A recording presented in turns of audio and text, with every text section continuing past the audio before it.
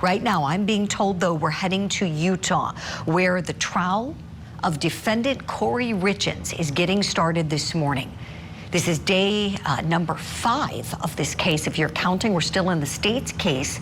And on the stand is her former housekeeper, the woman who admits to procuring fentanyl at Kouri Richins' request. She's returning for more cross-examination. If you saw some of last night's cross of her, it was fiery, and it's not done. Let's go in live.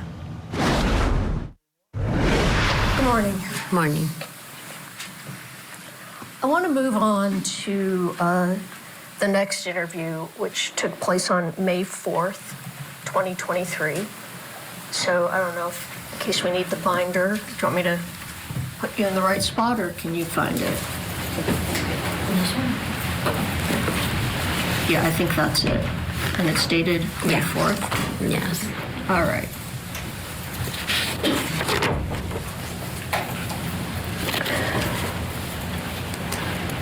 Okay.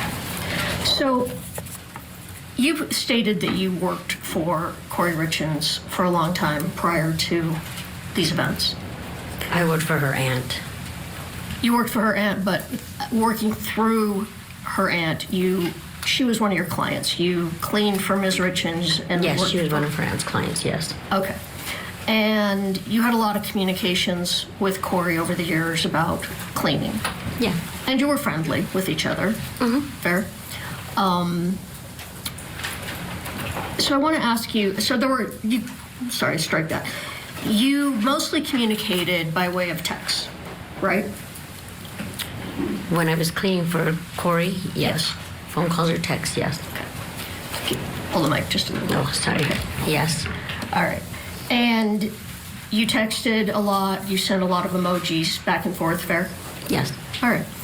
Now, you did some other cleaning projects for her, though, in addition to cleaning just her home, right? Yes. For example, one thing you did was you cleaned what we know as the Midway Mansion after she purchased it after Eric died, correct? Yes, she had me go over there and get it set, clean it out for open house, I believe. Well, yeah, I don't know, maybe it was for an open house, but the cleaning itself was you and 3 other people went in? Nick Bonsavage, yes. And yourself and 2 others. Yes. Okay. And you went in, and the purpose of it was to clean graffiti that was inside the house, right? We were going through and just sweeping up and cleaning up all the garbage. People were squatting there. Okay. That's fine. And she paid you for that, correct? She paid Nick through Venmo. She paid you for that, though, right? Yes. Okay. And I want to just turn to a minute to the check that you said you picked up on March 9th from Ms. Richins. Can you pull that up? I'm sorry, I don't have the exhibit number. Do you know it, Katie? You testified, while she's getting that up, that you stopped at the house on March 9th and you went inside and Kouri wrote a check for you, correct? Correct. Okay. And this has already been admitted, so can we publish this? Yeah, and if we want to be strictly speaking in trial advocacy, once it's in, you can put it up. You don't need to ask the court's permission for publication, which means just showing it to the jury.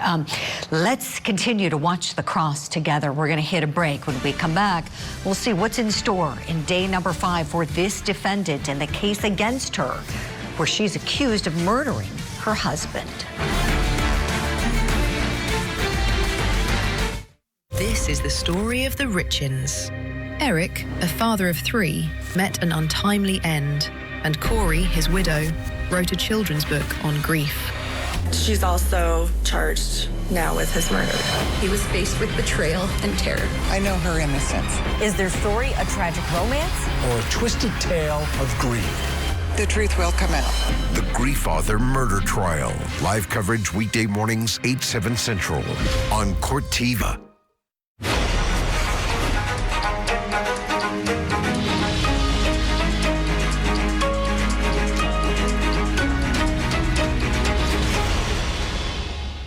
Back to court we go in Utah, where we have Kouri Richins, former housekeeper, on the stand on cross. Do you notice on that check, the check is dated March 6th? Yes. So she didn't write it then. She already had it prepared, correct? No, she wrote it that morning On March 9th. when I went to her house, yes. So you think she backdated it for some reason? I have no clue why she wrote the date, but the date I picked it up was the 9th that I deposited in my checking account.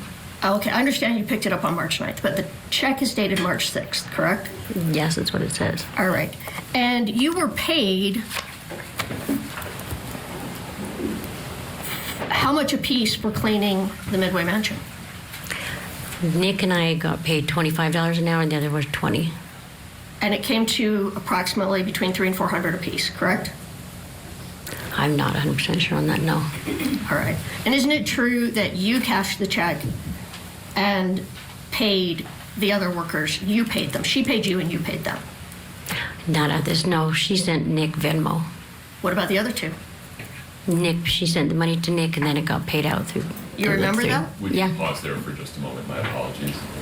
Do we need to hand out some glasses? Yes. Okay. Yeah. Forgive me. One of you needs a pair of reading glasses, right? Take a moment. Yeah, grab them. I'd be useless without mine.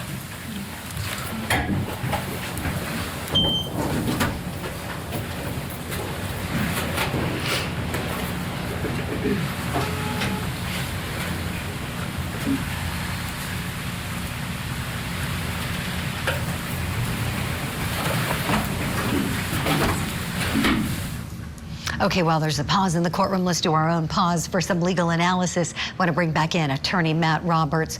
Matt, what do you think of this housekeeper? She got beat up pretty good last night.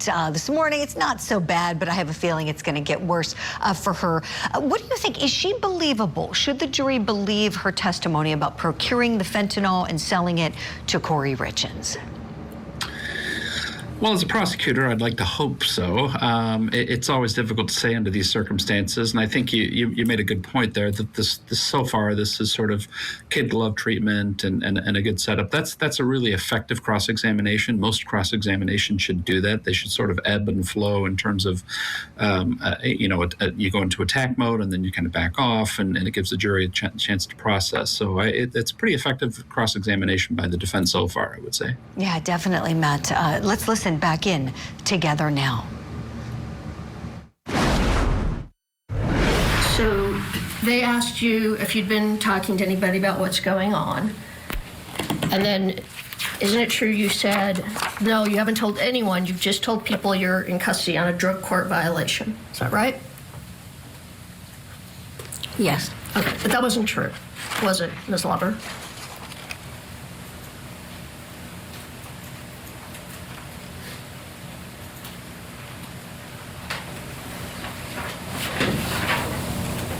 Ms. Lauber?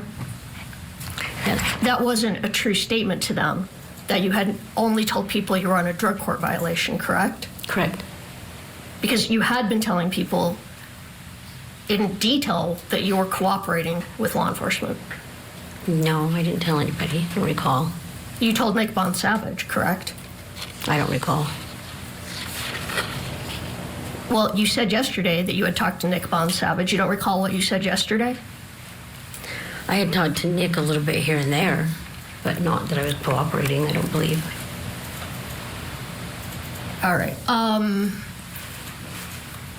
So you don't recall, yesterday you told us you had talked to Nick about cooperating. Do you recall this? Do you recall a conversation with Nick on the phone, a recorded conversation on the phone with Nick, telling him all about how you were going to go meet with federal, with the feds? Your Honor, objection foundation, just when is this call? What call? While you were in jail. I need you to provide a little more detail. Okay. So while you were in jail, you would talk with family and friends on the phone, right? Correct. And one of the people that you talked to regularly was Nick Bond-Savage. Yes. And you had a meeting set up to go and speak with a couple of people and agents from the U.S. Attorney's Office. You recall that? Okay, so the defense team trying to hang its hat on the fact that she cooperated. I can tell you from experience, this is the kind of witness you have in criminal court, in prosecutions that happen every single day in the United States of America. So this is nothing unusual for her to have a record and to be working with police. That's how you get cases solved. We'll be right back.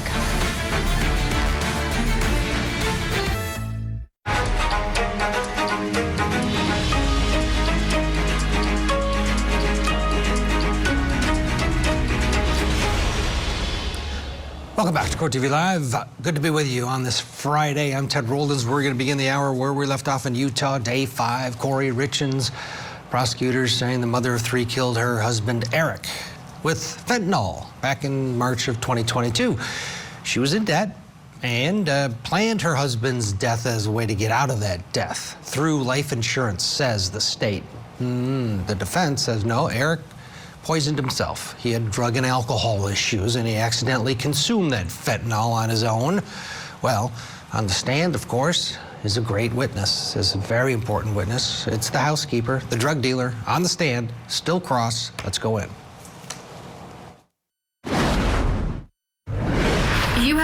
You had a meeting set up to go and speak with a couple of people and agents from the U.S. Attorney's Office. You recall that? I think so, yes. Okay. And that, and you called Nick Von Savage, and you told him all about that you were going to go meet with the U.S. Attorney's Office. Yes. He was there, yes. And that you were really nervous about meeting with the feds, right? Correct. So you had told Nick all about what was going on. You talked in detail about what you were talking to Detectives Maynard and Detective O'Driscoll about. I don't recall how much detail talking to Nick with. All right. But when you told them, I've only said that I'm in jail on a drug court violation, that was not, you were not telling them the truth, because you had told people you were there cooperating and that you were there on new charges, specifically, Nick Von Savage. Correct. All right. Your Honor, objection. I think that misstates both the evidence and the reality. I need foundation in order to rule on the objection for who them is in your question. I'm not sure what the objection is. The foundation, yeah. As to... When you say you told them, who is them in your question? Could you be specific about that? You told Detectives O'Driscoll and Detectives Maynard that you had not talked to anyone about this case other than to tell them you are in drug court violation, and that was not a true statement, correct? Correct. Okay. Is that... Okay, thank you.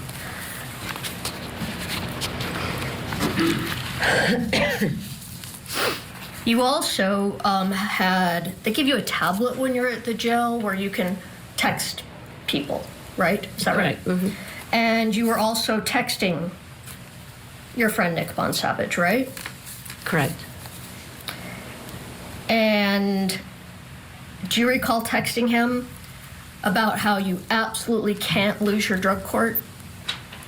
Yes. Okay. Do you recall what you said to him? No, not exactly. Okay. I'm going to show you just a text with him. Highlighted quick. I'm not introducing it. Just going to use it. To refresh. Yeah.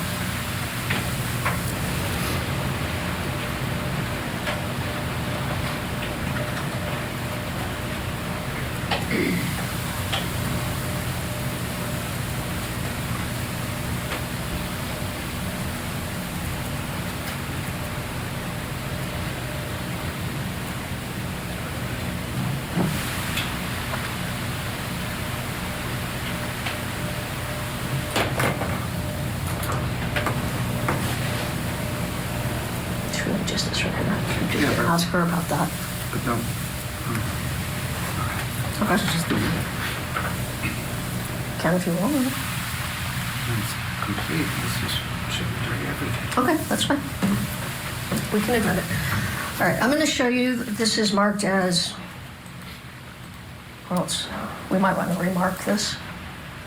May I see it? It's marked as an impeachment document, but I guess we're going to admit it. Well, you can. Is that okay? It's marked how it's marked. You can That's still okay. admit it. Yeah. All right. All right, I'm going to show you this. It's marked as, it's IMP CL1 on the bottom. Just take a look up here. Oh, you can look it on the screen. That's fine. Did you pull it up? Okay. Thank you. Sorry, that's what I was Oh, that's looking fine. at. Thank you. All right. So this is a text from you to Nick at the top, correct? Correct. And you tell him in that text, well, that, Ms. Lewis, do you want to admit it? yes, we did. Okay. Any objection, Mr. Bloodworth? No, yeah. All right. We'll publish this to the jury. They can read along with you if they want. Please proceed. All right.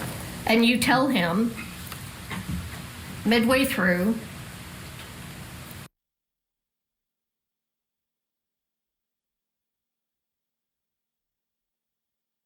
good path and live a straight life and I have a supportive man, right? Correct. Okay. So you tell him that you absolutely cannot lose your drug court. Correct. Okay. I've said that multiple times. So, and then you talk to him about that you're going to meet with federal agents, and not in this text. We're going back. You recall that you talked to him about, I have to meet with federal agents, and you were nervous about that. I don't recall. Well, I think you just said that was correct. I mean, a few I remember minutes telling him ago. I met with a couple people, but All right. But you remember that you were very nervous about meeting with the federal agents. yes. All right. So on May 10th, which that's the thin notebook, which we're going to be referring to now, the one that you've got sitting on the... Never will get spilled. So May 10th of 2023, there are 3 people that come to the jail in Wasatch County to meet with you, to interview you, correct? Yeah, I guess so. Yeah, correct. Okay, so there were 2 assistant United States attorneys and an agent with the federal government. Correct. All right. And the one who primarily questioned you, I don't know if you remember, her name was Serena Whistler. Do you remember Ms. Whistler? Yes, correct. All right. All right. At this point, you have immunity from federal prosecution, correct? I'm not 100% sure when the immunity came in. You pull up the federal immunity.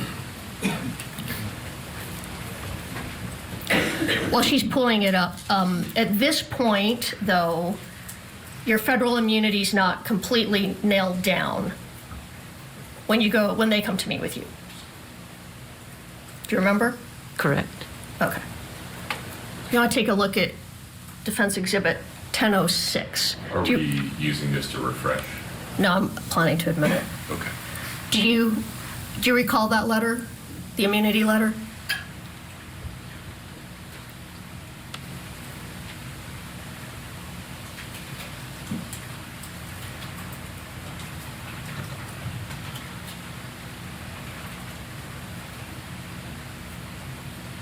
I don't recall seeing these letters. They might have went to my attorney. All right, you've never seen the letters giving you immunity in these cases? No, I have not. All right. We can just take that down then. She doesn't recognize it. But you know you have immunity. Yes. All right. So in this interview, it's you, Ms. Whistler, Mr. Holden, another assistant United States attorney, and Officer Tyler Parker. I don't recall their names, but yes, I know they were the Fed 2 men agents, and yes. a woman. Okay. And Detective O'Driscoll and Detective Maynard aren't there to help you anymore, correct? Correct. And you have to give your statement by yourself. Correct. Nobody's there to lay it out for you, correct? Correct. All right.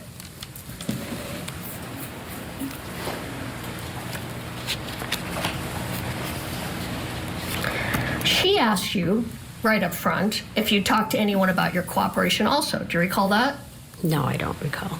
You don't recall that she asked you if you talked to anyone about cooperating? I don't recall what was said between her and I. All right.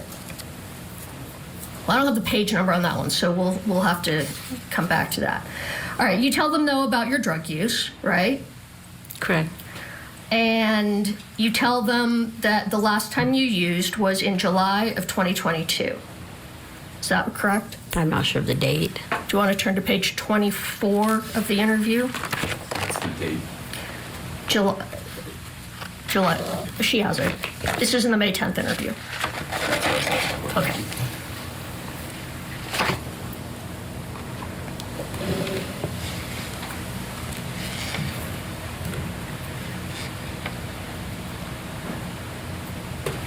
Oh, correct. It's right here.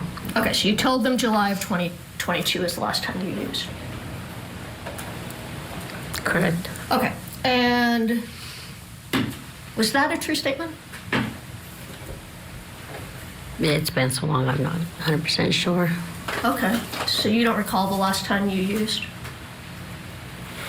Back then, I'm not 100% sure. You have the dates. All right. Can you tell us sitting here today when the last time you used was? 4 years ago. I'm clean for a little over 4 years. So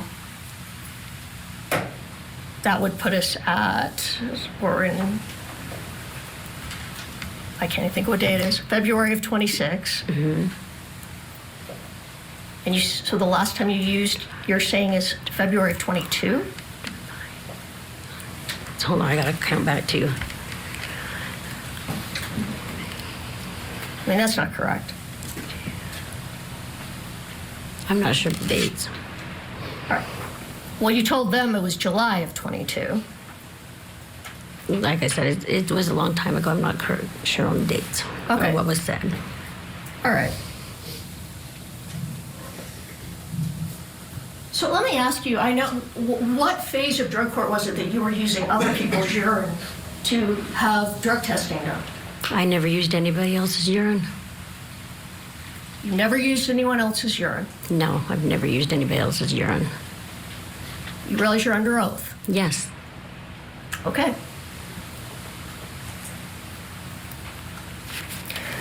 All right, well, let's assume for a moment that the July of 22 date was accurate, since that was 3 years ago when you said that. So maybe you had a better memory then than you have today, correct? Correct. All right. But again, that means the whole time of what we're talking about here, the time period of January, February, March of 2022, as we talked about yesterday, you were using consistently during that time period.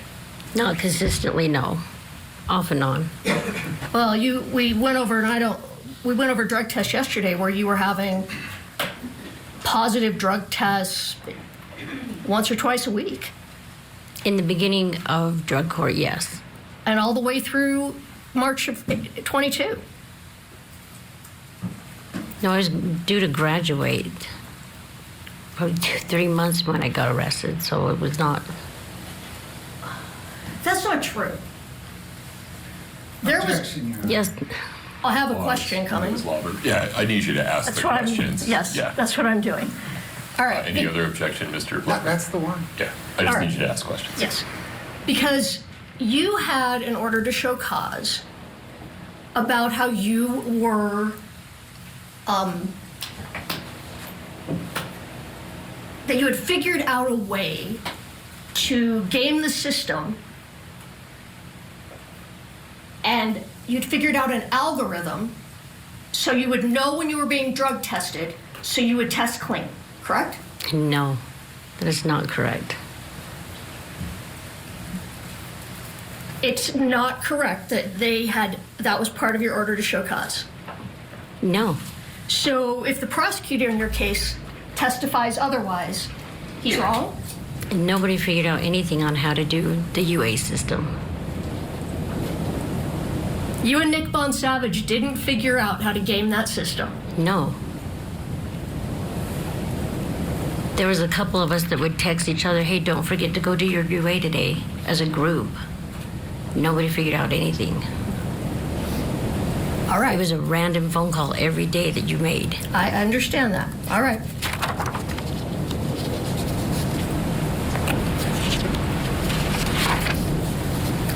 So during that time period, you were selling drugs to support your drug habit also, correct? In 2022? No. So when you were picking up pills from Robert Crozier, you were pulling some of them out to keep for yourself to either sell or use, correct? No, not correct.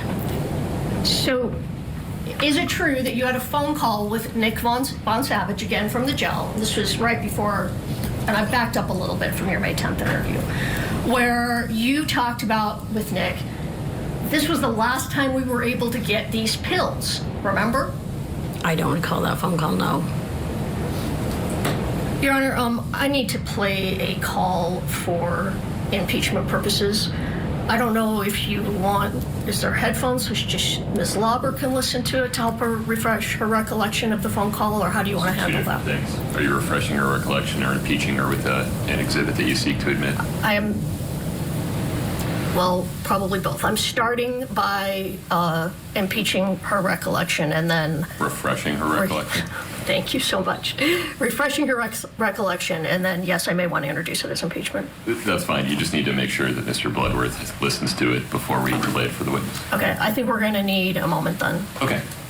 Folks, this may just take some arranging of devices. If you'd give us a moment, please rise for the jury. Okay, the cross-examination of this housekeeper who, according to the state, according to her, supplied the fentanyl to Kouri Richins. They need a moment. We'll grab a break here, and when we come back, maybe we'll hear the phone call for sure. The attorney and the witness will. Stay with us. This is the story of the Richins. Eric, a father of 3, met an untimely end, and Kouri, his widow, wrote a children's book on grief. She's also charged now with his murder. He was faced with betrayal and terror. I know her innocence. Is their story a tragic romance? Or a twisted tale of greed? The truth will come out. The Grief Author Murder Trial. Live coverage weekday mornings, 8, 7 Central on Court TV. We'll head back to Utah in just a minute, but first here's a quick look at some of the other cases we're tracking on this Friday here at Court TV in Michigan. The case against Dale Warner winding down. Prosecutors called their final witness to the stand. The state expected to rest sometime soon. In Georgia, the defense's case has begun in the Gave My Son a Gun murder trial for Colin Gray. Gray accused, of course, of giving his son, Colt, that gun used in a deadly high school shooting. He is actually on the witness stand right now. Let's listen in to a little bit of it. I called Debbie and said, you need to come get her and take her back to Fitzgerald. Did Jenny tell you what happened in that altercation? So initially I got 2 stories. I got what she told me had happened, and then I got what Colt told me had happened. And, you know, I'm trying to filter through. Marcy had a way of kind of manipulating things as she needed to. And Colt, for any issues he had, you know, with me, we had established this trust bubble, so forth, where he would tell me what happened, and he would tell me if he was at fault. Okay, that's live testimony right now. If you want to watch the Gray testimony, you can stream it over on Court TV, courttv.com. We'll get you there. We're heading back to Utah because it's day 4 of Kouri Richins, and there's this witness on the stand. It's the housekeeper who supposedly gave her the fentanyl. That's what she says. The housekeeper, Kouri, denies all of this. They took a little break so that they could figure out this phone call made from jail from the housekeeper to her friend. That's been worked out. The jury's back in the courtroom. Let's head back in as well. Ms. Lauber, were you able to hear those 2 phone calls between you and Mr. Von Savage? Yes. All right. So you were having a conversation where Mr. Von Savage was saying to you, hey, remember, Carmen, we couldn't get any more of those pills after we've got those in March of 2022, right? Correct. And he said, remember, we tried to get more. We asked Kouri if she could get more, and she said she didn't want any more, so we couldn't get any more, remember? Correct. Why was it that you wanted more pills? I don't think I was the one asking for them. Nick did. Nick wanted to know because Nick benefited from it when he got made the $300. Nick said that was the last time we could get them, correct? Correct. Meaning you and Nick. Nick was the one that drove me down the last one, yes, correct. And that Nick and you wanted to get more pills, correct? I don't recall me on that video. It wasn't me asking for them. Your Honor, can we, I'd like to admit the recording. Mr. Bloodworth, you've heard it. Any objection?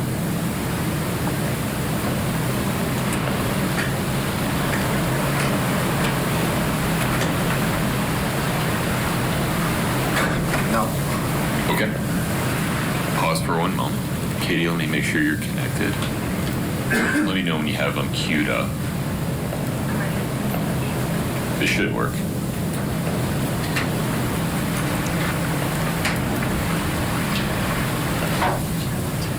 Are you connected? Here, we'll start again. My apologies. And this is Defense Exhibit 307 for the record. Okay. 3007. This is actually 308. The one you were getting before was 307. Oh, I'm sorry.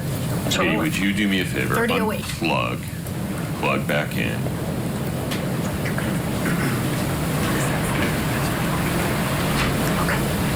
Let me know when you've plugged back in.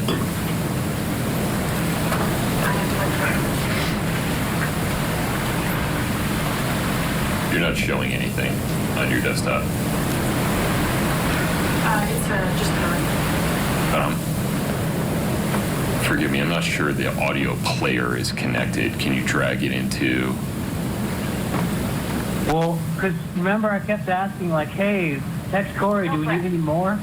And so me and you was the last time we were able to get any because she didn't want any anymore. Because remember her guy was out of town or whatever? I don't know.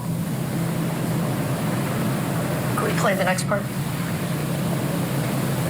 I mean, I know that, like, I kept asking, like, hey, has her guy want more? Does her guy want more? So, and you were like, and she'd always say no. So, like, I know you and me, it was the last time, unless you cheated on me and went with somebody else, which I don't think you would have. Yeah. All right. So Nick said he's the one that texted, but then he said that's the last time you and me could get any of those pills, correct? That was the last time Nick and I had gone to the Maverick. All right, we listened to the call. He said that's the last time you and me could get any of those pills. That's what the call says. That's the last time him and I went to the Maverick, correct. Right. I'm going to try and ask the question again. Your Honor, objection. Asked and answered. It's in evidence. It says what it says. Sustained. Please ask your next question. Sure. All right, let's go back to the May 10th interview with Ms. Whistler and the others. Maybe turn to page 26, and I'll ask you if you can remember this, and if you can't, you can look down at the page. Just wait 1 moment. Just going to ask you a question, Ms. Lauber. Okay. So Ms. Whistler asked you how often that when you were using drugs, how often you were using. And you told her hardly ever, like maybe once a month. You recall that? Correct.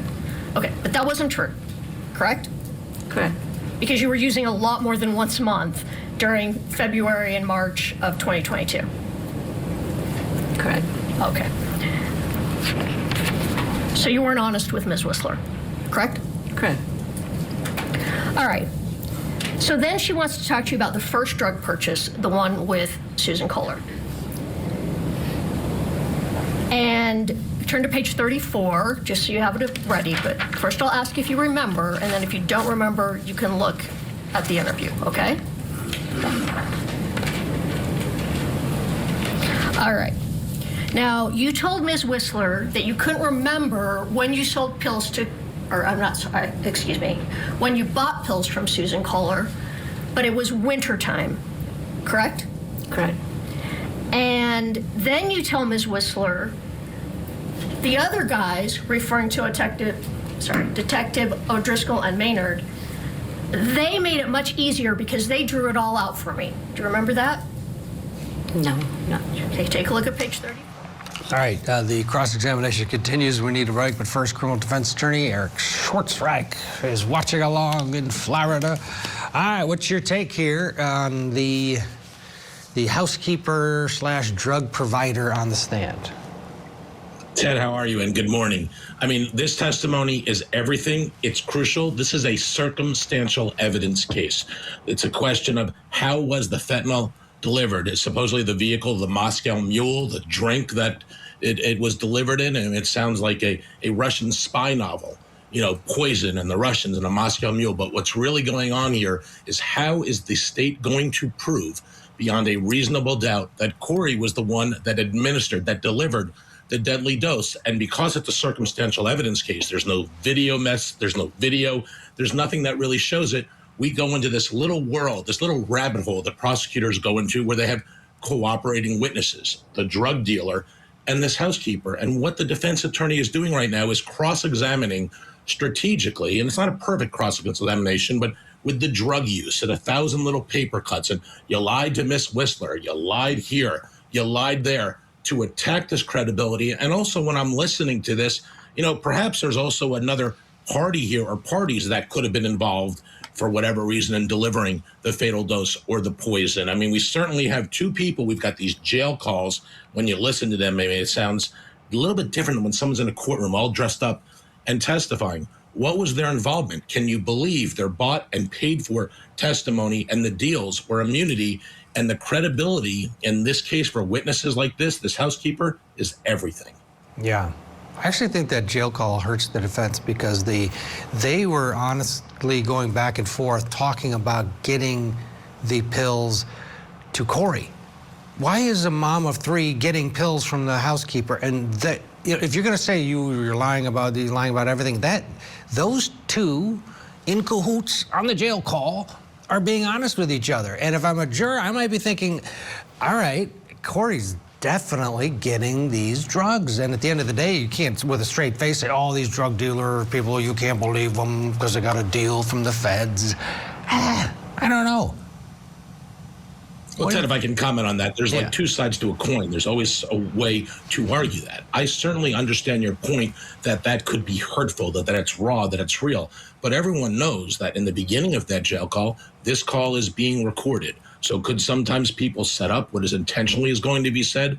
And while that testimony, while you call it raw, could be hurtful, and yes, to the defense, but on the other side of the coin, it also does show inconsistencies as to prior testimony that's been said to others. So the question is, if you attack by what I call 1,000 paper cuts and you're attacking credibility, well, what do you believe? And if you can't believe, and if you're not sure, in the defense's hands, the defense argues that's reasonable doubt. You got the credibility of these witnesses because there is lacking in direct evidence here. It is a circumstantial evidence case. No, all right, fair enough. Let's get a break. When we come back, we'll head back into the courtroom and pick up more testimony from the housekeeper / supplier, I guess, to Kouri Richins, fentanyl, which the state says was used to kill her husband. Stay with us.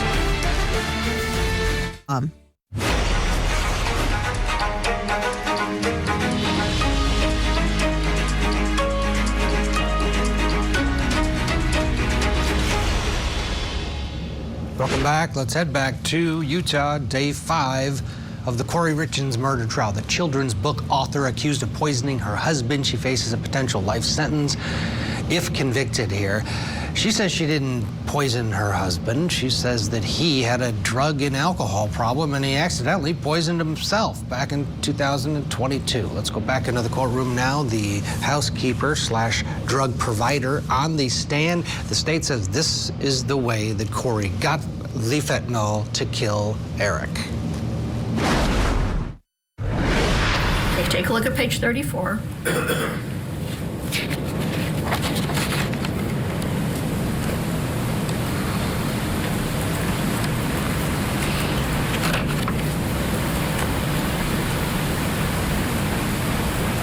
Correct. Okay, so you said they made it a lot easier, but Ms. Whistler's making you tell the story yourself, correct? Yes. All right. So again, you say you went to Susan Kohler and bought oxycodone, correct? Correct. that those were prescription pills that Susan got for a friend, correct? Yes.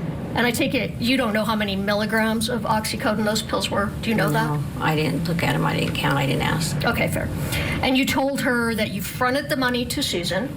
Yes. You told Ms. Whistler that. And then you told Ms. Whistler and the U.S. Attorney's Office that you were supposed to leave the pills in the closet in the Midway house, the small Midway house, and the money would be in the closet. But instead, you decided to leave them in the fire pit, correct? I don't recall. No. Okay, let's go to page 46.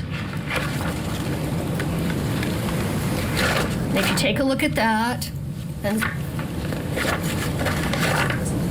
look at where it talks about you were supposed to leave the pills in the closet.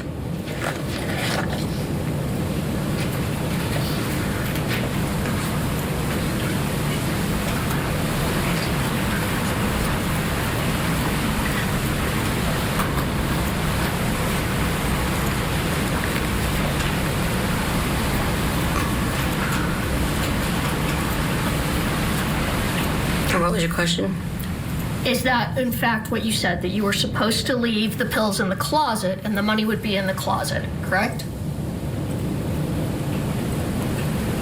It doesn't say anything about the pills or what one it was. Can you take a look? Are you on page 46 of the May 10th interview? Yes, I'm on page 46. And that's not refreshing your recollection?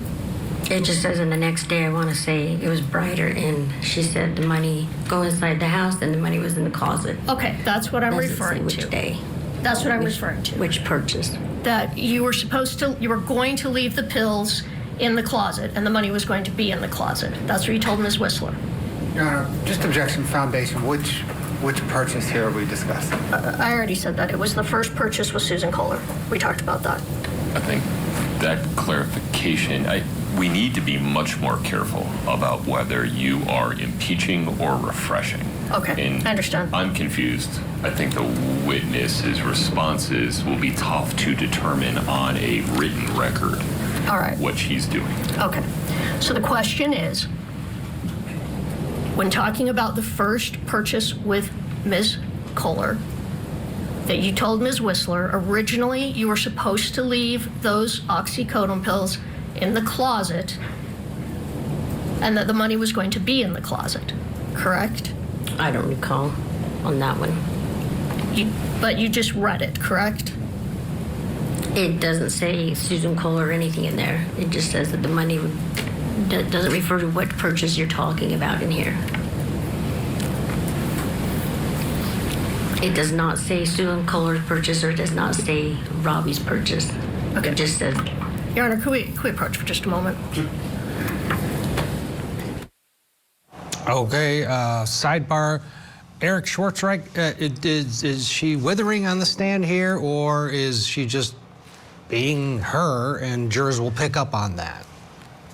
Ted, I don't know if she's withering. We have a rule of thumb as lawyers: don't ask a question you don't know the answer to. And if you're going to ask a question, be prepared, be ready, and understand the difference between impeaching a witness and refreshing a witness's recollection. They're completely different things. In front of the jury, the judge chastised the attorney gently, explaining that, you need to understand, are you refreshing or are you impeaching? Because refreshing, you use that tool when a witness doesn't remember. Impeachment is like you're saying when someone gave an inconsistent statement and what you're saying now is different and perhaps not honest.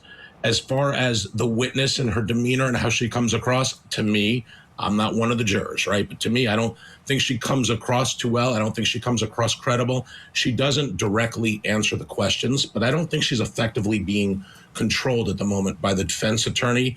I do take your point earlier, Ted, that it goes to show the connection to Kouri and to getting the fentanyl perhaps over to her husband. But what I am seeing effectively done here by the defense is pointing out inconsistent statements. She's not exactly answering the questions. And I think if you can show a witness in a circumstantial evidence case that there's a credibility issue, that could be something that's in favor for the defense. Whether that's winner, winner, chicken dinner, I don't know. That needs to be determined. All right, need a break. Back after this. Stay with us. This is the story of the Richins. Eric, a father of 3, met an untimely end, and Kouri, his widow, wrote a children's book on grief. She's also charged now with his murder. He was faced with betrayal and terror. I know her innocence. Is their story a tragic romance? Or a twisted tale of grief? The truth will come out. The Grief Author Murder Trial. Live coverage weekday mornings, 8, 7 Central on Court TV. Forgiving.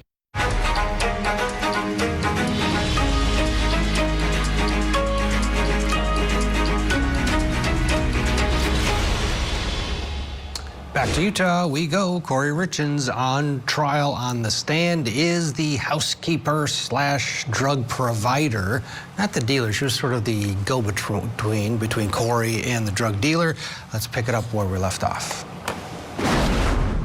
Okay, let's try this again. I'm sorry that this has been really confusing, but With respect, Ms. Lewis, if you don't leave it in front of her, she won't be able to read along with you. And so if we can do a combination of you having that and putting it on the screen, or however you want to do it. But if you're going to read, she needs to be able to see what you're reading. okay, let me just figure out where I'm at and then we'll do that. No problem.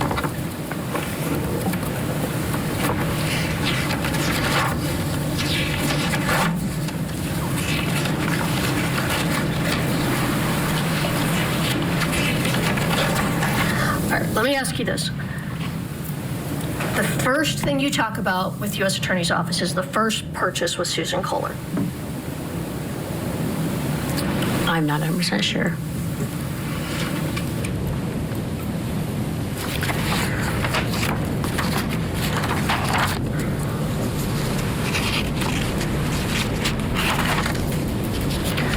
All right, give me one moment.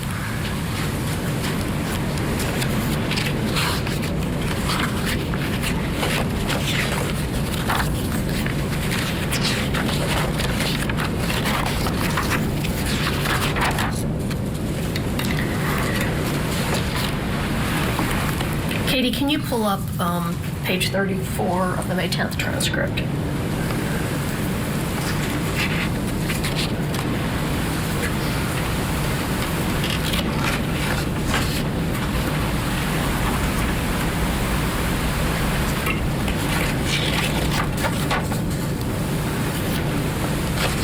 All right, if you could look at line 18. And this is early in the interview. Ms. Whistler asked you, okay, so when would that have been? Referring to the first time Kouri reached out for pills. Do you see that? Yes. All right. And yes. That's when you said the other guys made it so much easier because they drew it out for me. I need you to read it exactly. The other guys had it so much easier drawn out for me. That's your response, correct? Correct. All right. So then, Ms. Whistler continues to talk to you about, just go ahead and turn the page for a minute, that first purchase. Mr. Bloodworth. Objection under 106. Forgive me for a moment.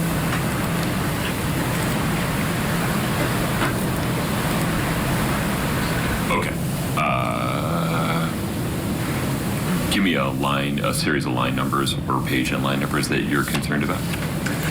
Your Honor, on page 34, the response spanned lines 20 through 23. I think that entire section needs to be read. Would you please read the That's rest fine. of the response? Okay, yes, that's fine. So the question from Ms. Whistler is, when would this have been, the first purchase?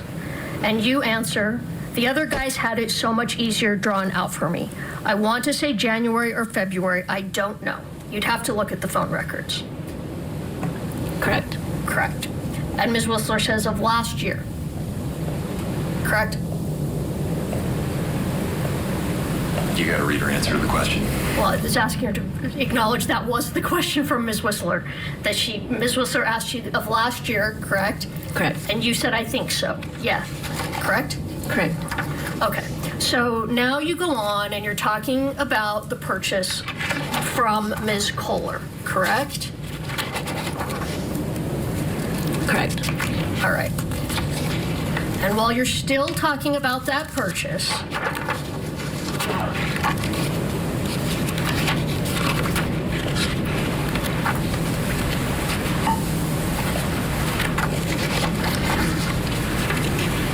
that was the purchase that was $600, correct?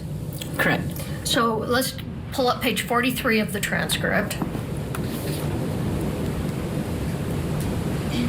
And Ms. Whistler says they're on line 10, so at your best recollection, it was $600, correct? Correct. So we're still talking about the first purchase. Correct. All right, thank you. And then as we move forward, as we're still talking about it, on page 46,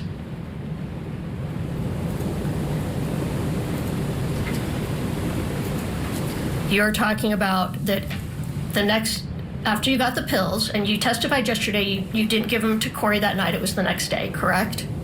Correct. And then you said, and then the next day, I want to say it was brighter, and she said the money, go inside the house, the money is in the closet, correct?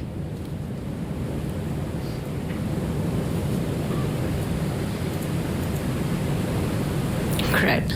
All right. And then Ms. Whistler asks you, 2 lines down, 3 lines down, you took the pills you had gotten from Susan to that address, correct? Correct. All right. And so as you're talking about that, You have to read her answer. The question is not evidence of anything. well, now I forgot what the question was. So you're at line Oh, I'm 19. sorry. You took the pills you gotten from Susan to that address, and you said yes, correct? Correct. All right. And she asked if you'd been to the house before, and you said no, correct? Correct. All right. So then, as we move to page 47, line 14, Ms. Whistler says, okay, when you got there, did you go inside, correct? Correct. And she's talking about the small Midway house, correct? Correct. And you said, no, it was late at night and I put them in the fire pit, correct? Correct. And Ms. Whistler says, outside, and you say, yeah, correct? Correct.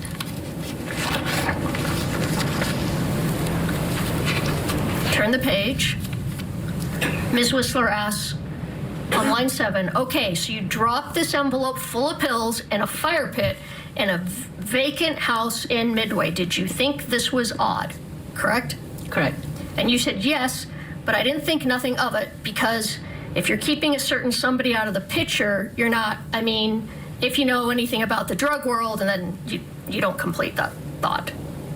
Correct? Correct. All right. So you told. Please pause. Go ahead, Mr. Butler. Completeness. She does complete the thought. You just have to read down. Yeah, we've got to read through. All right. I don't know that it's relevant, but that's fine. Ms. Whistler then says, well, I've been doing this for 20 years, so I think I do. I guess referring to know something about the drug process, correct? Correct. And you say, no, I'm just saying some addicts, or, and she says, uh-huh. And you say, some people don't really ask questions, correct? Correct. Okay. So, Objection, completeness. Your Honor, I think though if I mean that's the part that's relevant to my questioning. I think if Mr. Bloodworth wants to bring in the rest later, he's welcome to do so. We're actually changing the topic here back to the investor now.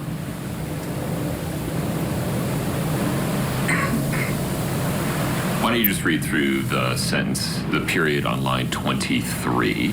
I understand your position, but I think her thought goes through before changing of a topic, the period on line 23. All right.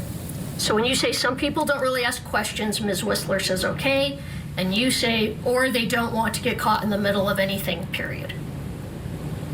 Correct. All right. So I'm going to give this back to you for now.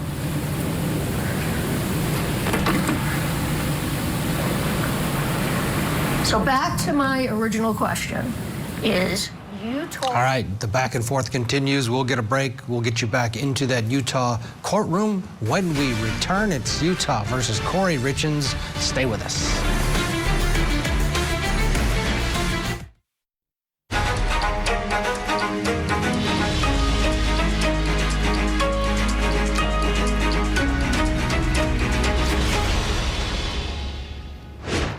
Welcome back to Court TV Live. Good to be with you on this Friday. We're in Utah, where we're watching day 5 of the murder trial for Kouri Richins. Prosecutors allege that Richins killed her husband, Eric, for financial gain and to start her new life with her new man that she was having an affair with. She's accused of using fentanyl to poison Eric, allegedly adding the powerful drug into a Moscow Mule that she gave him to drink. We've been listening to some back and forth contentious cross between the defense and the housekeeper / drug dealer, Carmen Lauber. Let's go back into the courtroom for more. So back to my original question is, you told Ms. Whistler that the first pills you got from Susan Kohler you left in the fire pit at the Midway house, correct? Correct. But that's not what you're saying today, correct? Correct. Now, is it fair to say when you were talking to the U.S. Attorney's Office, who could potentially charge you with a 20-year minimum mandatory crime, you were doing your best to tell them the truth? It was a lot to take in, so I probably had confused a little bit. Were you doing your best to tell them the truth? Yes. Is that fair? You Correct. were. Mm-hmm. And this conversation was approximately a year after these events took place. The conversation with Ms. Whistler took place about a year after these things happened, correct? I'm not sure on the dates. Well, they happened in March of 2022, February, March of 2022, and you're talking with Ms. Whistler in May of 2023, so a little more than a year, correct? I'm not sure on that. Well, the date is on the transcript. Do you need to look at... I don't think it was a year apart, but I can be confused on the date. All right. If I represent to you that this interview was in 2023, are you comfortable with that? Yes. Okay. So it was about a year after. Okay. And fair to say, 1 year after the fact, your memory was probably better than it is here today 4 years after the fact, correct? Correct. All right.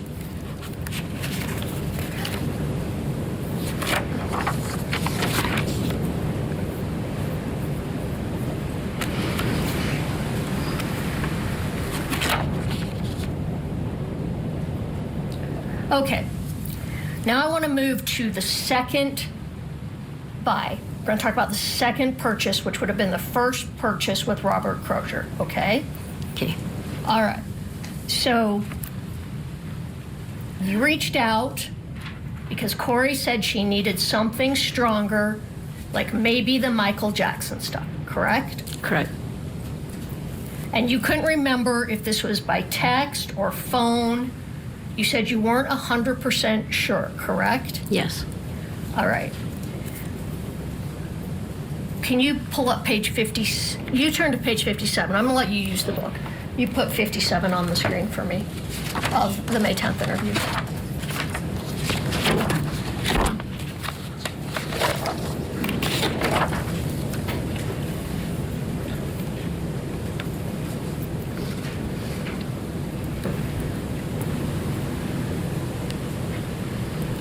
Okay, I want you to look at line. You're on page 53, Carmen? I'm on 57. Oh, I'm sorry. Maybe I gave you the wrong page. You told me 57. I might have. You're right, 57. I'm sorry. So do I need to go back or stay here? No, 57's correct. I misspoke. I'm sorry about that. So line 7. Oh, actually, no. Let's go up to line 5. Officer Parker says, when you say by phone, are you saying a phone call or a text, correct? Correct. Talking about your communications with Ms. Richins, correct? Correct. You said, I'm not 100% sure the officers have it all, correct? Correct. Do you recall what you said after that? Well, let me ask it this way. Do you recall telling them they made it easier for me because they draw it out? Like they laid out the whole puzzle and they fit the pieces together. Do you recall that? Yes. So you recall that you said that? Correct. And Do you recall what Ms. Whistler said to you? No.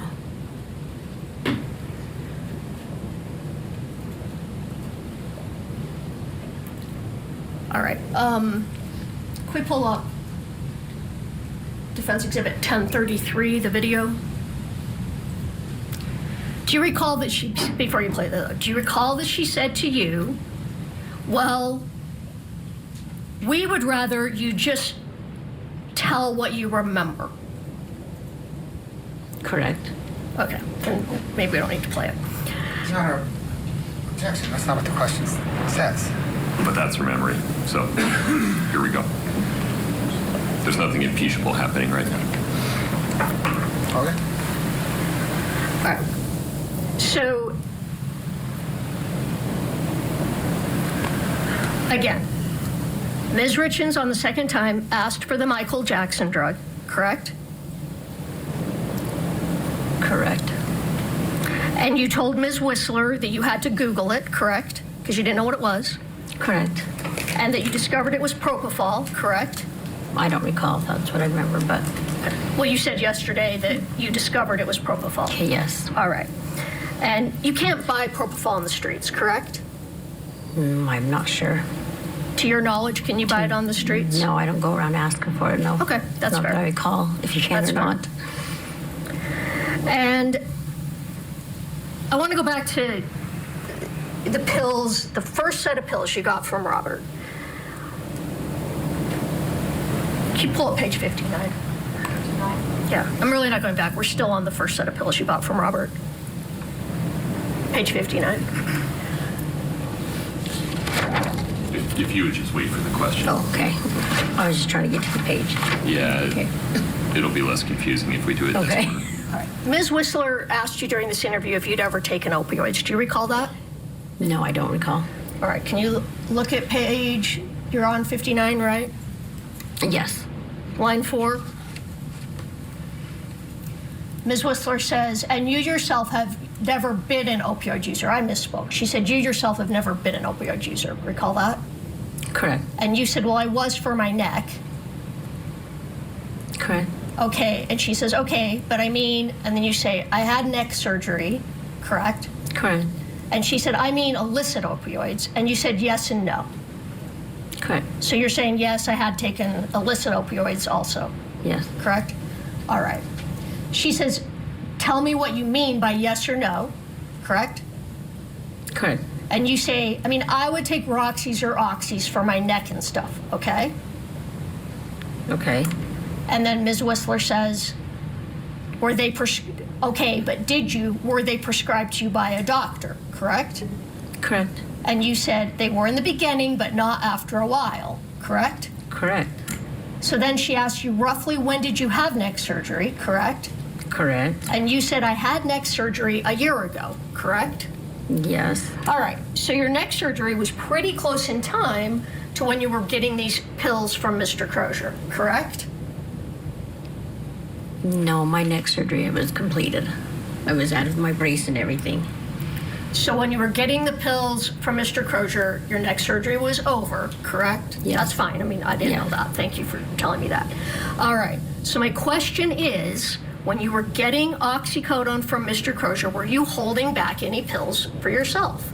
No, I turned them in to my therapist. She kept track of them.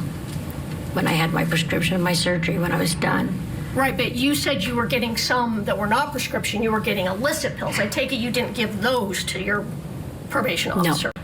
All right. So were you holding back pills from Mr. Crozier to take for yourself? No, I was not.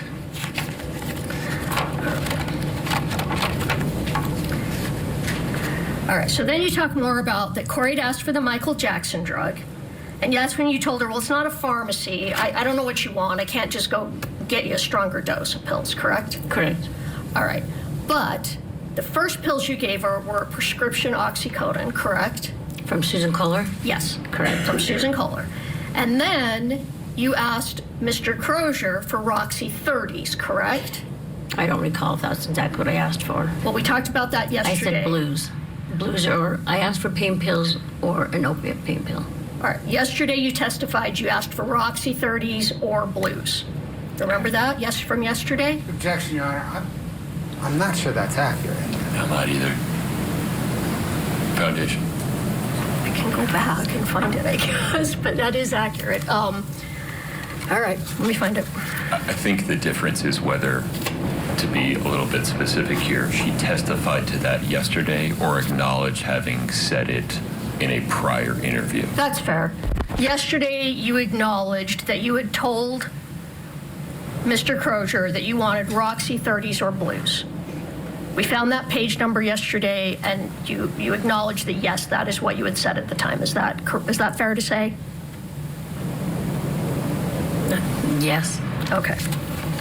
So my point is, Roxy 30s, 30 milligram oxycodone, are a stronger variety of oxycodone than what you would typically get in a prescription, right? Yes. Okay. So you could get her something stronger and still get her oxycodone, correct? I'm not understanding the question. All right. There are different milligrams of oxycodone, right? Correct. Prescription. Yes, prescription oxycodone, and then, which are weaker, and then Roxy 30s are a stronger variety because they're 30 milligrams, correct? Correct. All right. So you could, in fact, get the same drug, oxycodone, and get a stronger version of it, right? If you knew somebody with the prescription. Okay, all right.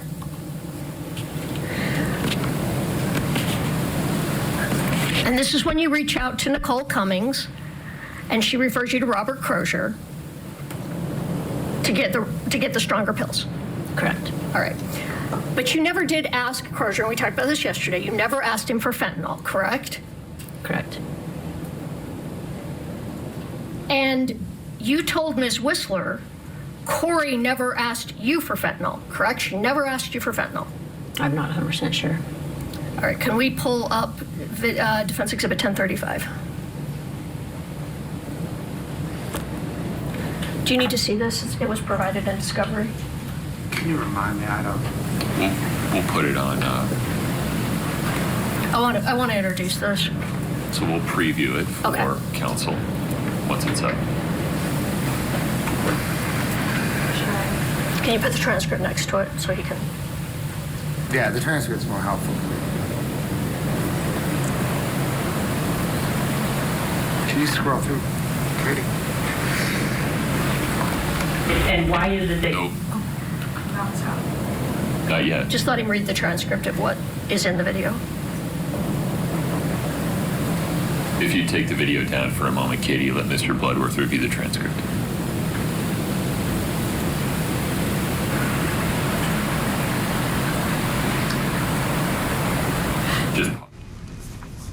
All right, we need to slip in a commercial break. We will head back to Utah for more testimony in the case against Kouri Richins right after this.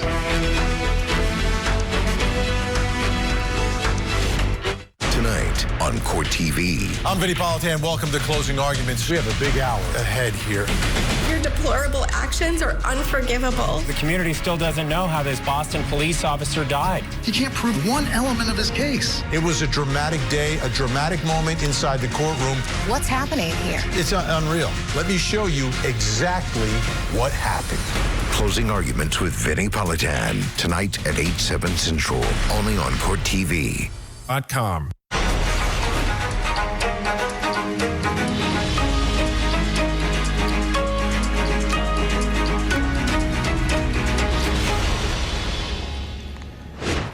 We are watching day 5 of testimony in the case against Kouri Richins, who faces multiple charges, including aggravated murder, as prosecutors accuse her of scheming to kill her husband with a lethal dose of fentanyl. Let's go back into the courtroom now, where we're hearing more cross-examination of that housekeeper, Carmen Lauber. Right, through line 25. Yeah, that's it. Yes, we only have that other page, so just 71. Whatever page you had up.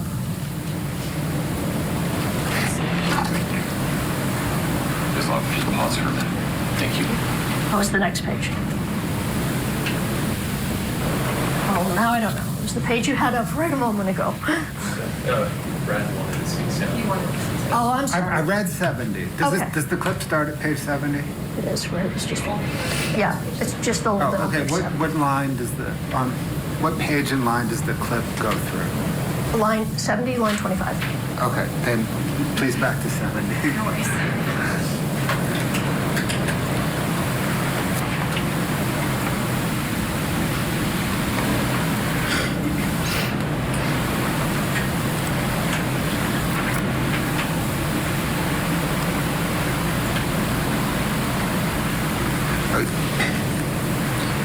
Okay, the state objects under completeness. If you look at 71, page 71 of the transcript, it continues. Well, go ahead. Let me see page 71.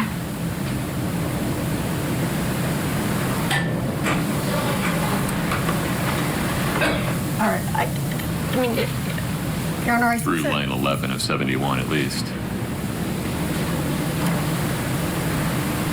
I mean, I think he can introduce that. She's testified to that on redirect. You got to play the whole thought. Well, how about if I play it and then I read the rest because the clip doesn't include that. But you just read the complete part and then ask her if you read it correctly. All right. You can't play an incomplete clip. You pull it back a page to 70. All right. So Ms. Whistler, and we're on page 70, line. Let's see. Let's back up. Page 70. 70, Ms. Lauber. Okay, that's like, I just want to make sure that's right on. Let's go back then to line 11. Miss, do you see that? Yes, I do.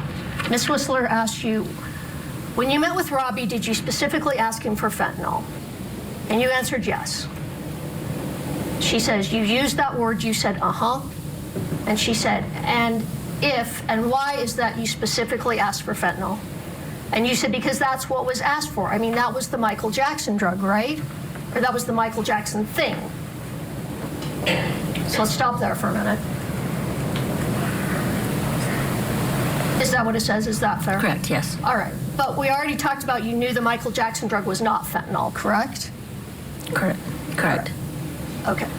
All right. So then Ms. Whistler says, okay, so that's what Kouri had asked you to get. Is that fair? And your answer is, did she ever come out and ask for fentanyl? No. Correct? Correct. All right. Next page. Ms. Whistler says, okay. And you say, she asked me to get Michael Jackson stuff. Yes. Ms. Whistler says, okay. Did you tell her what she was getting was fentanyl? And you said yes. And that's on the second transaction that took place in my driveway when she came to pick it up. Correct? Correct. Okay, but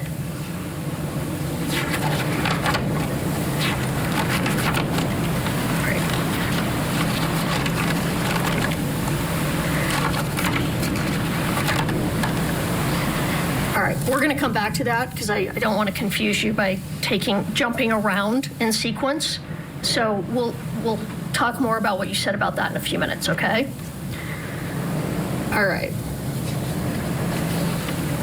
Now, you told the U.S. Attorney's Office when you interviewed with them that you purchased drugs 1 time from Susan Kohler and 2 times from Robert Crozier, correct? Correct. You didn't tell them you purchased 3 times. You told them you purchased 2 times from Mr. Crozier, correct? Correct. All right. And you told them that the first time from Mr. Crozier you got light green pills, correct? Correct. And the second time you got light blue pills, correct? Correct. That you got his number from Nicole Cummings, correct? Yes. Told him you needed Roxy 30s or blues, correct? Correct. Met him at the Maverick, correct? Correct. Picked up the money to pay him, correct? Correct. You said it was $1,000? Yes. And that means he was charging, my math I don't do, but I think it's approximately $30 to $35 a pill, correct? Maybe more? Probably yes. And that's about the running rate for oxycodone. Might even be a little high, but for oxycodone, correct? Yes. Correct. Are you aware what fentanyl typically? You got to pause so we can get a response on the record. I apologize. That's okay. was your last answer was? Correct. Thank you. Sorry. It's okay. All right. Now, are you aware what fentanyl sells for? I'm not 100% sure. Because you've never bought fentanyl? It's a street drug. I'm not 100% sure what it's out. Do you know that it's really cheap? At least it was in 2022, 2023, 23? No, I didn't know. Okay. I just went off the price he told me. Okay. And you picked up the money at the closet in the Midway house for the purchase for Mr. Crozier, correct? Correct. In a closet, correct? This one might have been the box. I'm not sure which one.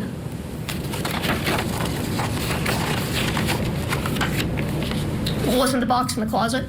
Yes. Okay, so in a closet in the Midway house. Correct. And you got approximately $1,000.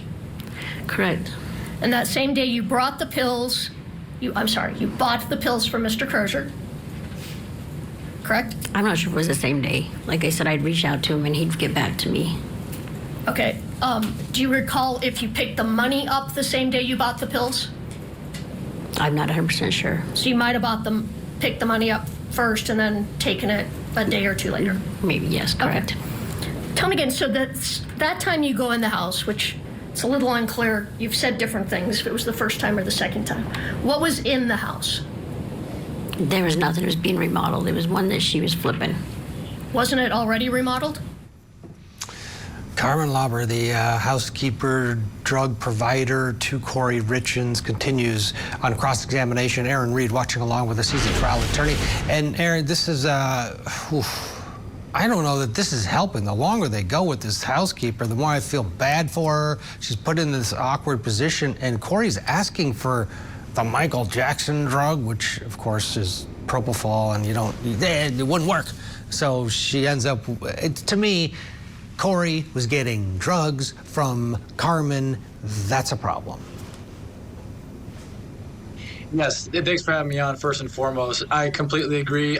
Her pace of questions, she's trying to go little by little, point by point, fact by fact, which is what you want in cross-examination, but I just don't think there's a whole lot of meat on the bone for them. So she's trying to do as best as she can, trying to divide the line between oxy and fentanyl, that Kouri never asked for fentanyl specifically.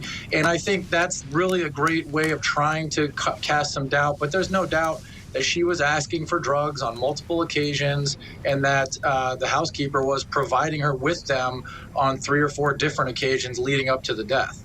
Yeah, and if you're a juror, why would a mother of 3, wife who's living this high life in Park City, Utah, be dabbling in this world, this underworld? To me, it makes sense. The prosecution's theory, well, it's because she wanted to kill her husband, because her naivety, even like asking for the Michael Jackson drug, I mean, she doesn't know what she's talking about. And so it kind of cuts, I don't know where you go with this. What's the explanation that Kouri Richins can get up there and say, if she did, of why she was procuring drugs from Carmen? Well, if Kouri Richins does testify, she's going to need to think about that question, and I'm sure she's been thinking about it for the last 3+ years, because that is the million-dollar question: why? And normally, why isn't something that the jury really considers. They consider facts, they consider evidence, and they consider the law. But like human beings, we all want to know why this mother or why this wife was trying to obtain these very illicit, strong street drugs on multiple occasions. I don't know if there is a great reason. It doesn't seem like she had any sort of dependency issues or drug issues. Obviously, the housekeeper had her own issues, but she could obtain those on her own. She didn't need to do those for Kouri. So I think there's some issues with how she's going to explain this, why she's going to say what she's going to say, if she is going to at all. I think it's a major risk to put her on the stand because of that question. Yeah. I mean, the only thing she could say is that, oh, Eric, my husband, was making me do it. which is not, it was going to be a lead balloon, and I don't know. To me, this is game over for old Core here pretty early on in the case, but we'll see. We're nowhere near over, so we shouldn't judge, but we do. It's Friday. Let's get a break. When we come back, more Kouri Richins in Utah. We'll see where this goes. The cross-examination continues with Carmen Lauber, the housekeeper who provided, according to the state, the fentanyl that killed Eric Richins.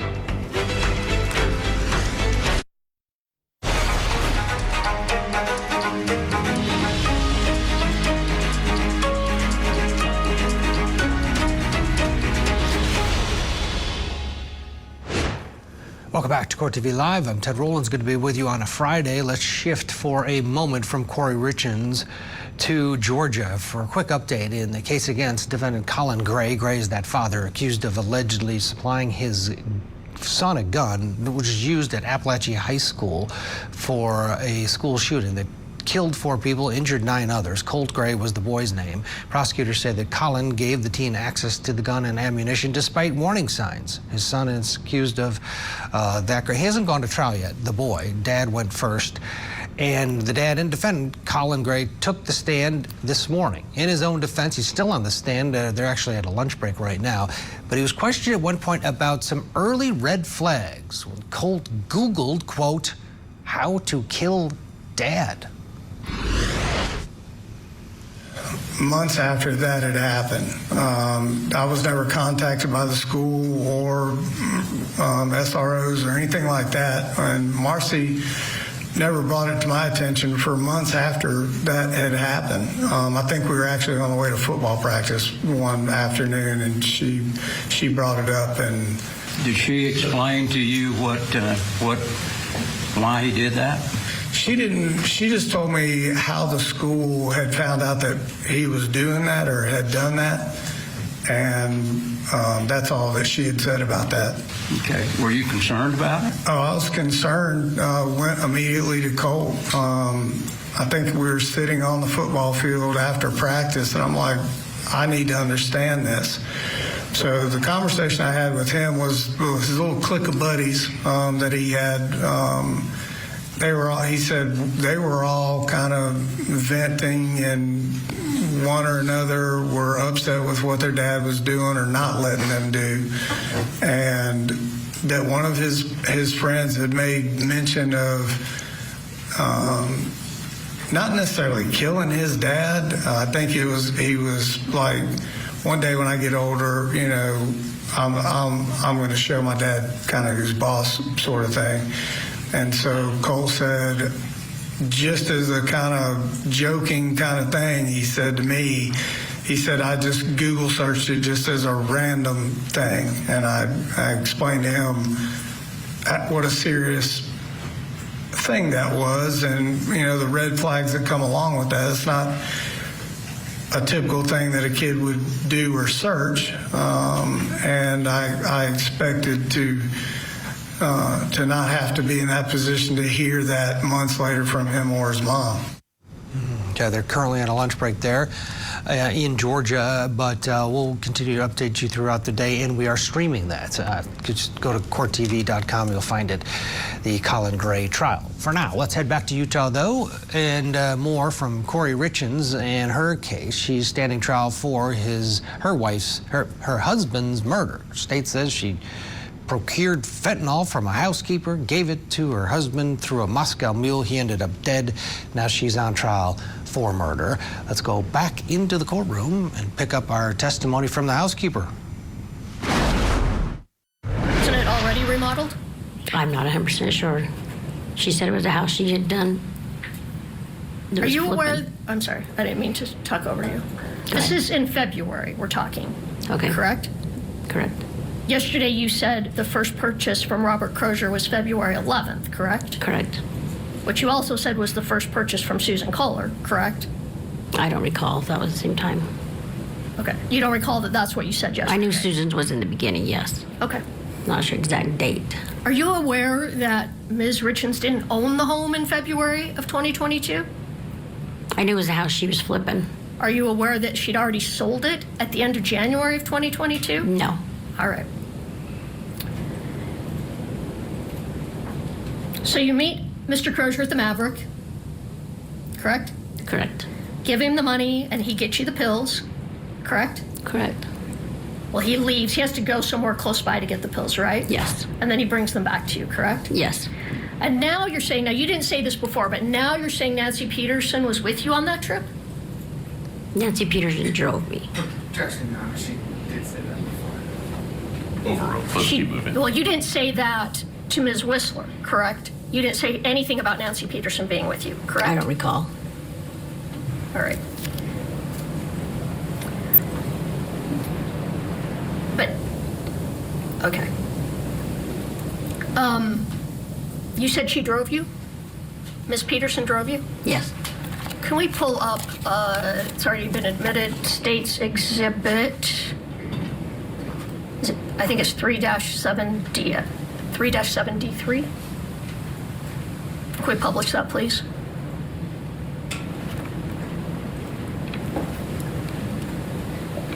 Can you see that? Yes. That's a selfie, correct? Correct. And if you look at the lettering on Nancy Peterson's hat, the lettering's reversed, right? It's backwards. Correct. So that picture's backwards, correct? I guess so, correct, I guess. Okay. So can we pull up just for,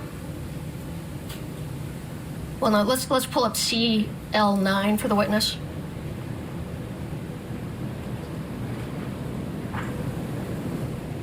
Can you make it so it's not split like that? That's how that picture really looks, correct? Because now it's not backwards. Correct. So you were driving, correct? On the way back, I drove back, yes. Well, on the way there, the first picture was... On the way down, Nancy drove. On the way back, I drove because she wanted to get high. Okay, well, you testified yesterday that this photo was of Nancy driving and you in the passenger seat. Recall that? Correct. But you're in the driver's seat and she's in the passenger seat, correct? I guess so, correct. Okay, can we publish IMP-CL9 to the jury? We'd move to admit it and publish it. Mr. Bloder. Either 3,000. 3,000.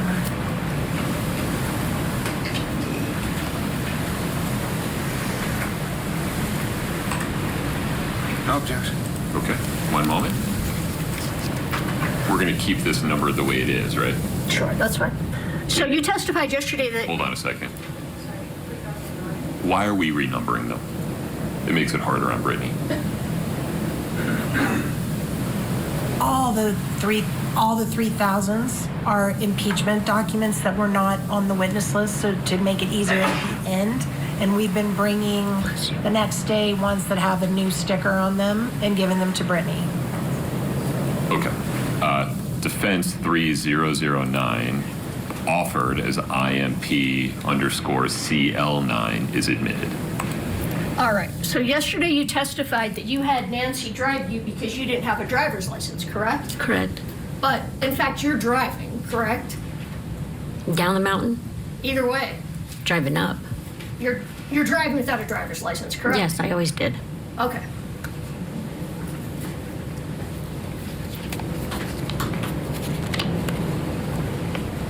All right, so this purchase is the light green pills we talked about, correct?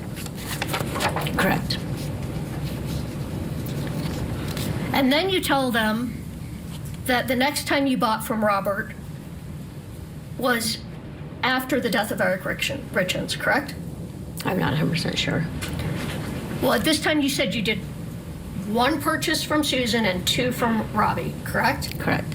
So 2 purchases in February, 1 from Susan, 1 from Robbie, and a 3rd purchase on March 9th, correct? I'm not sure of the date, but yes, there was.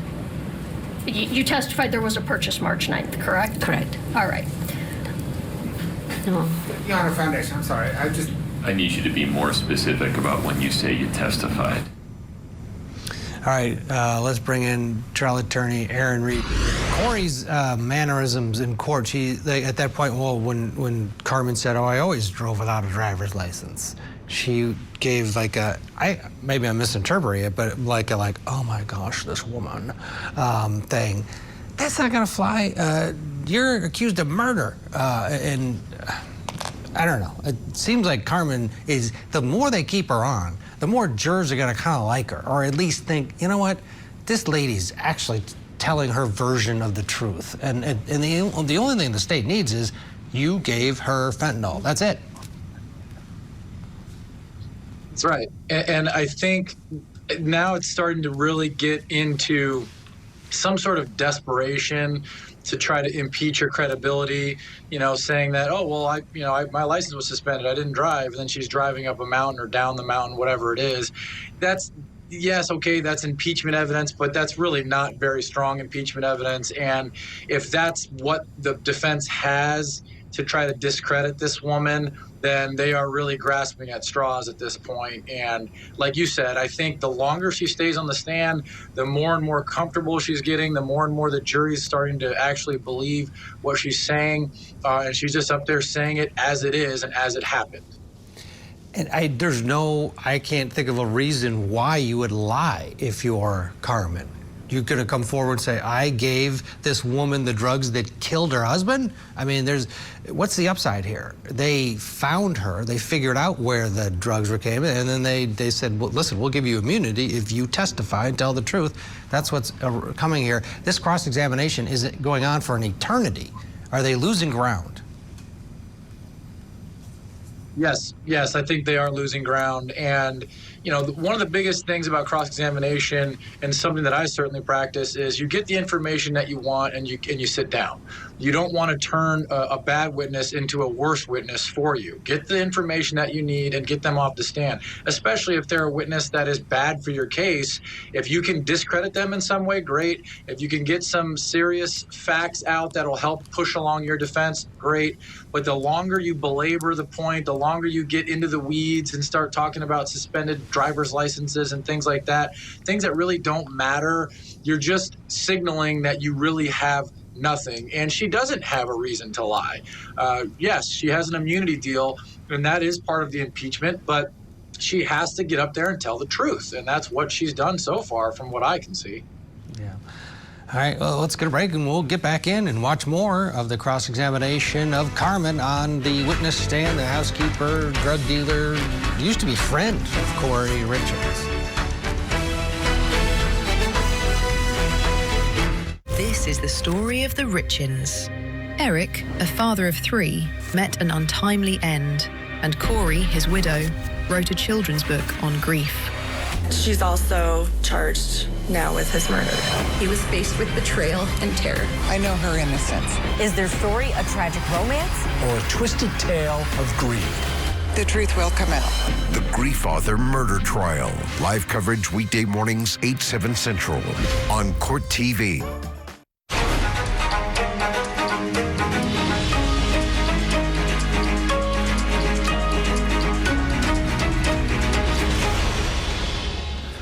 Carmen Lauber is the housekeeper that the state of Utah says gave Kouri Richins the fentanyl that killed her husband, Eric. She's on the witness stand.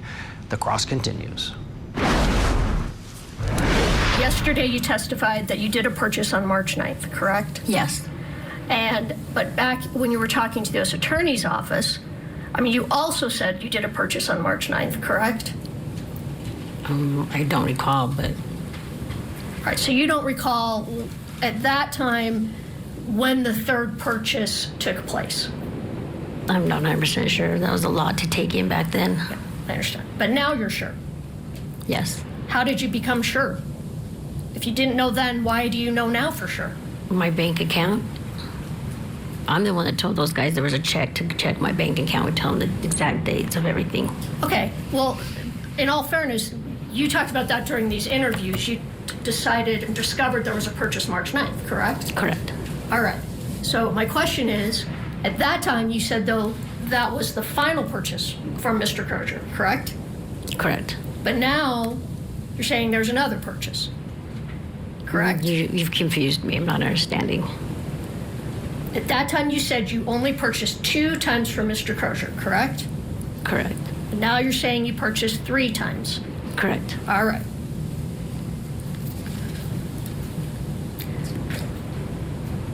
So now you go back and you're going to make your third purchase from Mr. Crozier, correct? Correct. And in that purchase, you didn't tell him you wanted something stronger, correct? In the last purchase? Yes. You've confused me.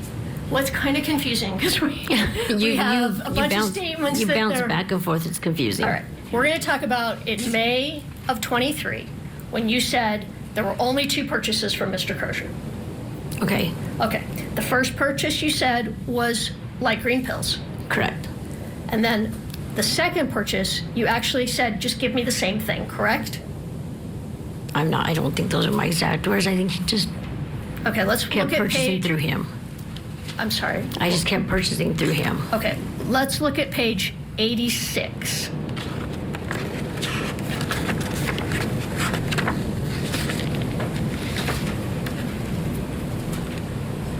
You give it.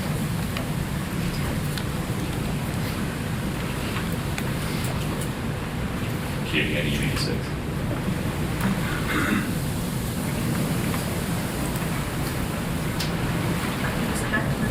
Sure. 1 second, Ms. Lauber.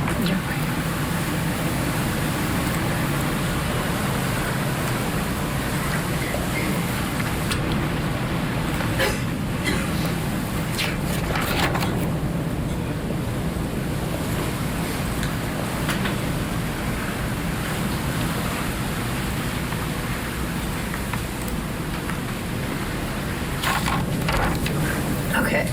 Which line number are we at, Ms. Lewis? I'm checking.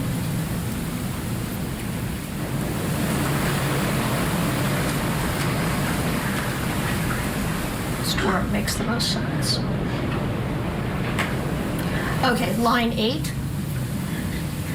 Ms. Whistler says, did you contact Robbie a second time? And you say yes. Correct? Correct. She says same phone number that you used to contact, and you say, uh-huh. Objection, Your Honor. I think we're refreshing at this point, not impeaching. Fair. Sustained. If you would just give her a page number and line range to read and then ask your next question. All right. Can you just read that page, please? Start from what number? Right where we were just talking about, line 8 through the end of the page. You want to read 8 all the way down? Yes. Just read it to yourself. Okay. I thought you went out loud. I'm like, No, my okay. apologies. Okay, yeah.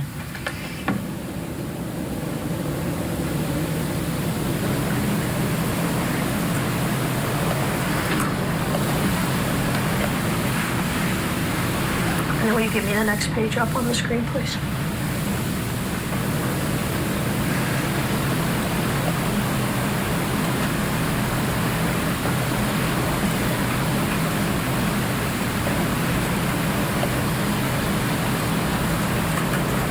If you can tell me when you've reached the bottom of that page. I've reached the bottom. Can you turn to the next page and read through line 5?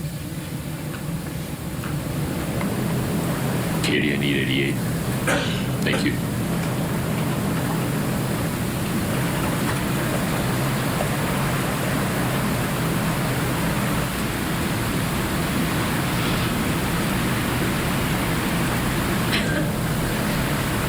Did you read through line 5 of that next page?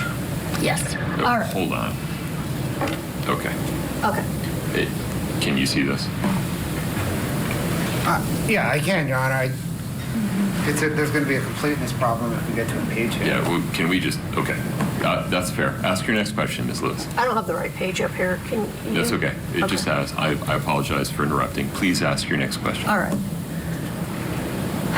So the second time you went back to Mr. Crozier for pills, you did not ask him for something stronger, correct? Through Robbie? Yes. All right, it continues the cross-examination of the housekeeper, Carmen.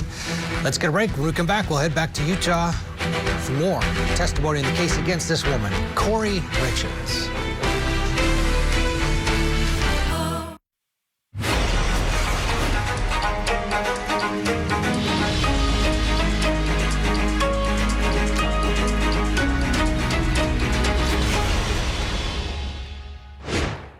When When you discovered him, was he on the bed? Yes. He was just laying on his side like normal. Okay. I just thought he was cold. It was cold in there, so I put the blanket on him. Yeah. And his body just felt like heavy. That was Kouri Richins on body camera right after she found her husband dead. And all she does is talk on that body camera with the high voice, you know, but she's talking a lot, which the prosecution said to this jury that watch it, watch the way she acts. It's part of the equation.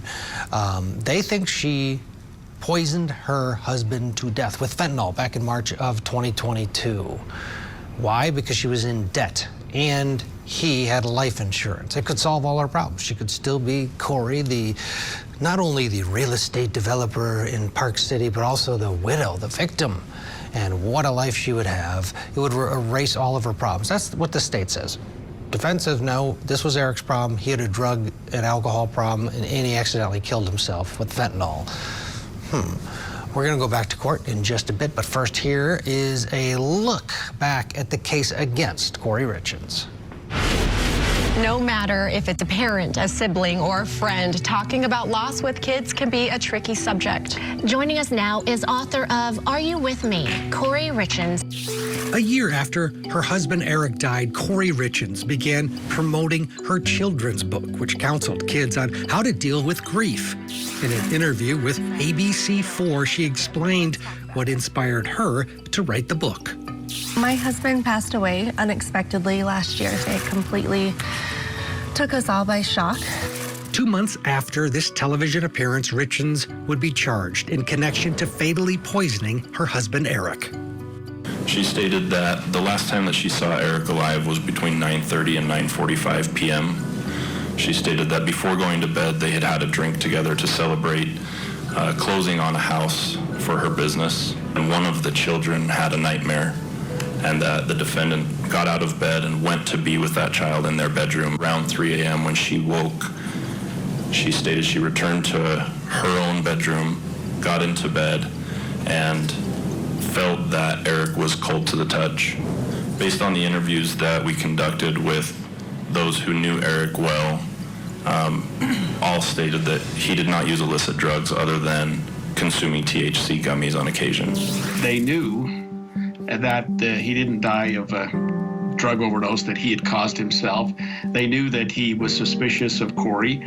According to court documents, prosecutors believe that Kouri Richins began plotting Eric's murder back in January of 2022 when she attempted to change his life insurance policy. He knew that something was going on. He alerted his family, and he said, I think she's trying to kill me. And he even went so far as to say, if something happens to me, if something horrible happens to me, I want you to have Kouri investigated.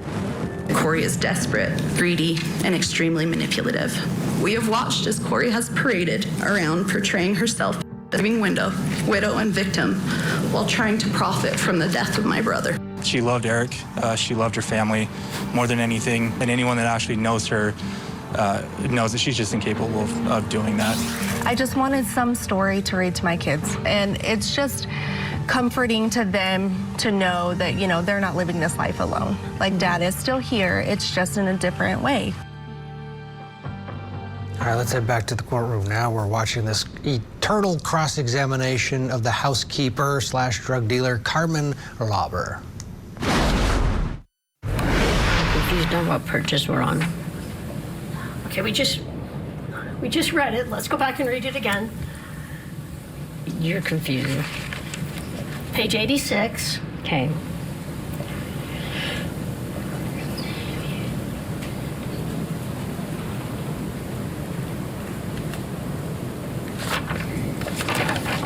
And the top of 87. You see that? Through line 5. Correct. All right. So, do you now recall that you told Ms. Whistler that you just asked him for more of the same the second time? Correct. And she asked you You didn't ask for anything stronger, or do you have any better? Nothing like that? And you said, no, I just asked for the same. Correct. All right. So the first time he got you light green pills, and the second time, you just said, give me more of the same, correct? Correct. All right. And again, you picked up the money at the Midway House in the cup in the closet, correct? For that second purchase with Mr. Crozier. Correct. You went back to the Maverick, correct? Yes. With Mr. Bon Savage, correct? Bon Savage wasn't that one. That's what you told Ms. Whistler, though, in 2022, correct? I'm sorry, I misspoke, 2023. Pause for 1 second, I Ms. think Lauber. that question's fine. I think the lack of foundation is confusing the witness as to whether she's testifying about what she said yesterday or what she said in the course of this interview. Or what she recalls happening. I just need you to be a little Okay. bit more specific. All right, we're still talking about the interview on May 10th with Ms. Whistler, where you told her you only purchased twice from Mr. Crozier. First time light green pills, second time you asked for more of the same, correct? Correct. And that you picked the money up in the Midway House, correct? Correct. And at that time, you said there were only 2 purchases with Mr. Crozier, and it was the second purchase that Mr. Bon Savage went with you to pick up the pills, correct? Bon Savage was the last purchase.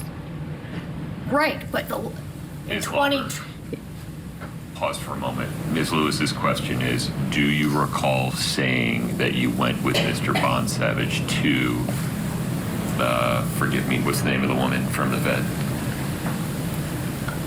Ms. Whistler. Yes, Ms. Whistler. To Ms. Whistler during that interview. I don't recall saying I was with Bon Savage. All right.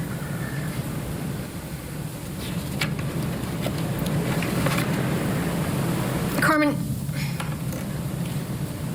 you were really clear in the interviews in May. You said more than once that you did a total of 3 purchases for Kouri Richins, correct? Correct. 1 from Susan Kohler, 2 from Mr. Crozier, correct? Correct at the time, yes. All right, and during those interviews, Detective Maynard and Detective O'Driscoll told you that you purchased drugs from Mr. Crozier on March 9th, correct? Correct.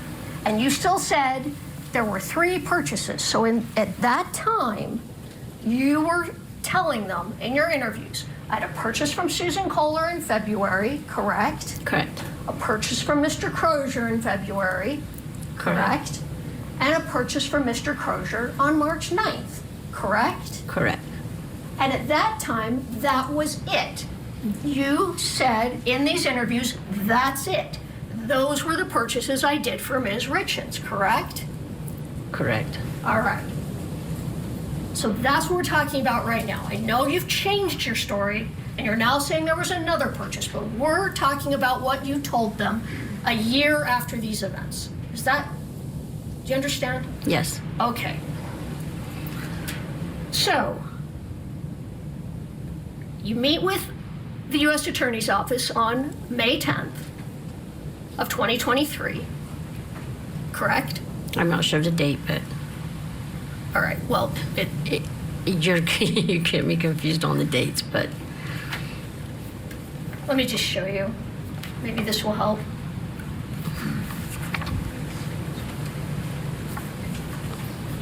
I'm going to hand the witness, which is marked as impeachment CL8, but I'm using it to refresh. Understood. Can I see a copy on the screen? Oh, I'm sorry. These are just the, they're the dates of all the interviews with, it's just the first page of each transcript. Oh, it doesn't have May 10th. Oh, it does. It's at the end. Oh, it's out of order. May 10th, May 12th, May 13th. I'm going to put that in the right order. But it doesn't say who the interview's with. Transcription of interviews with Carmen. I'm just going to get the dates straight. Right, we know Carmen's at all the interviews. We don't know who is interviewing her by the face of these transcripts. It doesn't matter right now. I'm just asking her for the dates because she can't remember any of the dates. Let me see what she Counsel, says. would you pause for a Let me minute? just see what she says, and then I'll clarify. Two notes for the jury. One, I need a restroom break, so we're going to take one. And two, I recognize that the temperature is trending toward meat locker at the moment. That is my fault. I asked them to cool it off. I didn't think we were going to overshoot by this much. I'm working on it, I promise. Please rise for the jury. I wondered why my toes were getting cold. I love that judge. He's got a great demeanor. They're obviously taking the mid-morning break there. Let's get a break ourselves. When we come back, we'll head back into the courtroom. We're a little bit behind, so when we come back, the break will be over, magically. Stay with us. Tonight on Court TV. I'm Vinny Politan. Welcome to Closing Arguments. We have a big hour ahead here. Your deplorable actions are unforgivable. The community still doesn't know how this Boston police officer died. He can't prove one element of his case. It was a dramatic day, a dramatic moment inside the courtroom. What's happening here? It's unreal. Let me show you exactly what happened. Closing Arguments with Vinny Politan. Tonight at 8/7 Central. Only on Court TV. And 4.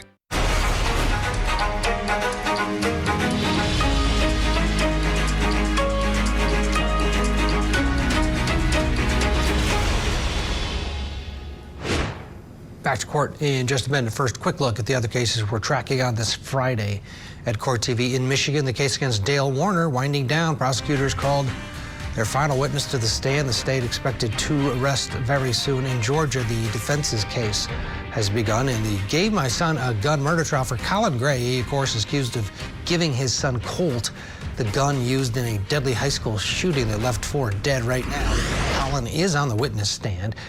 Now it's the hard part, currently under cross-examination. Let's listen to a bit live. Your dad. Okay. But abuse, that connotes emotional problems. It can. And it connotes he's trying to reach out, right? I would suppose, but I didn't know about the abuse search. Okay. And then he searches how to kill your dad. Yes, sir. Okay. Now, Colt's 11 years old at this time? That sounds about correct, yes, sir. And he's talking about homicide, violence, a lot of turmoil in this 11-year-old, isn't there? Sounds like it based on the search. Okay. Now, at that point, DFACS down in Ben Hill becomes involved with your family, correct? Yes, sir. Okay. And DFACS officer or caseworker comes out to your house. I think she testified. And you were in the carport and y'all spoke about things at that point. Yes. And you were actively moving back up to Jackson County.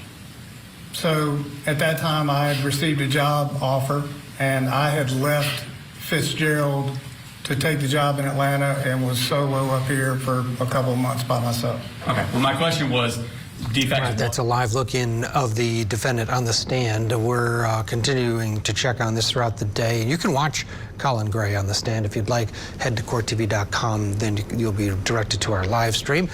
We're going to head back to Utah, though, where it is day 4 of the murder trial for Kouri Richins. She's accused of poisoning her husband, Eric, with fentanyl, and then writing a children's book on grief. On the stand now is the friend, it was a housekeeper friend that turned into a drug dealer-ish, procured drugs for Kouri when she asked for them because she was in that world, Carmen Lauber. It's still cross-examination. Let's pick it up where we left off. Ms. Lauber, you're still under oath. Ms. Lewis, please proceed. All right, we just finished going through the interview you had with the U.S. Attorney's Office, right? Correct. Okay. It's a little painful, but we got there. Yes. A little confusing. All right, yes, I know, I'm sorry. But let's just summarize that interview and then we'll move on. So in that interview, you told them that you bought pills from Susan Kohler 1 time, that you bought pills from Robert Crozier 2 times, and that you bought the same pills from Robert Crozier on each occasion, correct? Correct. All right. And in that interview, you said that the pills were left at the Midway house, either in the fireplace or in a cup in a closet, correct? Correct. All right. And you don't know who picked up the pills from the Midway house, correct? No, I do not. So you don't know if Kouri picked them up, correct? No, I do not. Or if Eric Richins picked them up? No, I do not know. I do not know who picked him up. Okay. All right, fair. So 2 days after the interview with the U.S. Attorney's Office, so we're now going to May 12th of 2023, you called Detective Maynard and asked him to come see you. Do you recall that? I don't recall calling him. I think they were just there. Well, it might have been a text. You either called him or texted him on your tablet. Do you recall that? I you don't needed recall. to see him. All right. That's fine, but let's get the May 12th interview out, which is in the binder number 2.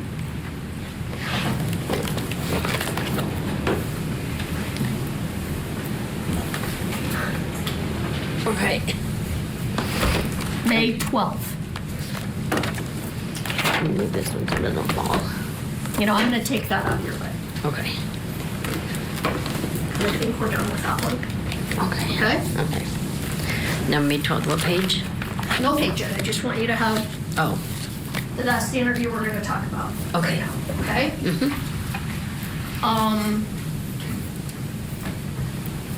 You can look at the beginning. I'm not positive if it says at the beginning that you asked Detective Maynard to come see you, but maybe you can check that and see if it does say that.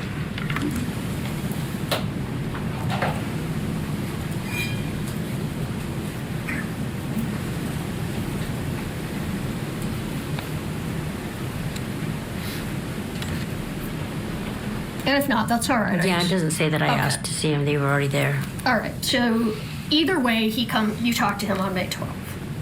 I have a Driscoll and a Maynard in both this. You think they're both there on May 12th? It says that they are. Are you on the I'm on page 2 or 1. of the May 12th, 2023? Ms. Lauber, would you look at that blue tab and tell me what the date is on the blue tab? Interview 5/3/23. It's the wrong one. Would you go to the tab that has 5/12? 5, oh, way back here. Okay. Okay.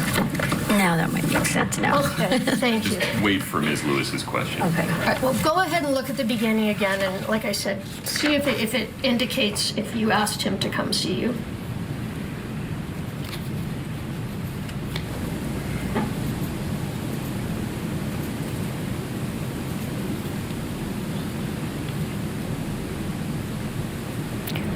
What page is that, Katie?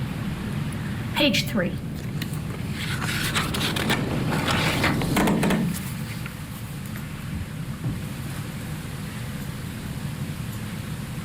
Line 18.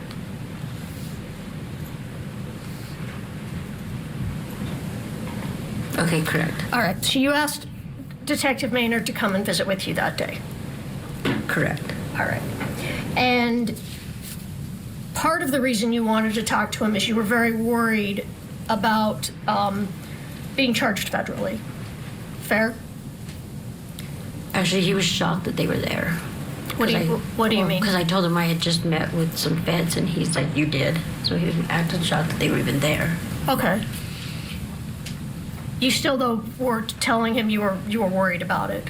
I had told him I had a visit with him, yes. And that you were worried about what might happen because of that. I don't recall what All right. that conversation was. So look at page 7 and 8.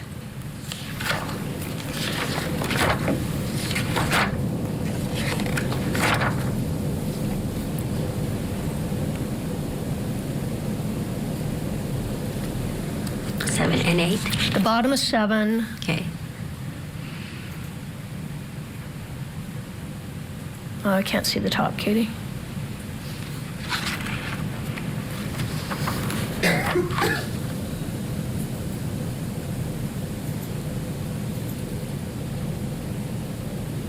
Is this page 7? Okay. This one says 8. This one's, I'm on Ms. 7. Lewis, I need you to ask a question. I am. I'm trying to find the spot about the question.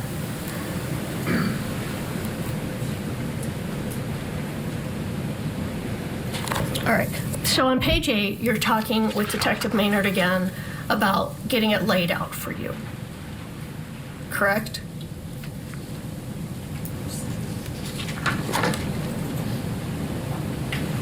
On page 7, it says that. Okay.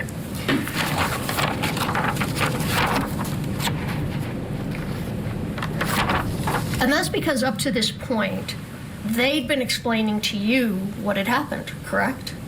They were explaining more to me what happened. They've had the data from my cell and everything, correct? All right, yeah, that's true. They did have your, not all of it though, because you'd lost some cell phones, correct? No, I've had that cell phone forever. Well, you told them you'd had a lot of cell phones, and some of the ones that you were using back in 2022 were broken, but they did have some cell phones. They did have right? to, yes. Okay. So initially, they were the ones that told you that Kouri asked for fentanyl, correct? I don't recall. That's what they said to me. Yesterday when you were testifying, we talked about this. They told me Eric had passed away from fentanyl, an overdose. And we talked about that it was the detectives that possibly put the word fentanyl in your head. Do you recall that? Correct, yes. Because they are the ones that told you about the fentanyl, correct? Correct. All right. And in this interview, you're telling them you're worried because of all these possible charges that you might get, correct? Correct.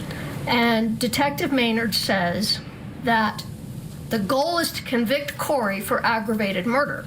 These parallel drug investigations, those aren't a priority. Do you recall that? I don't recall. Can we look at page 12 of that same interview?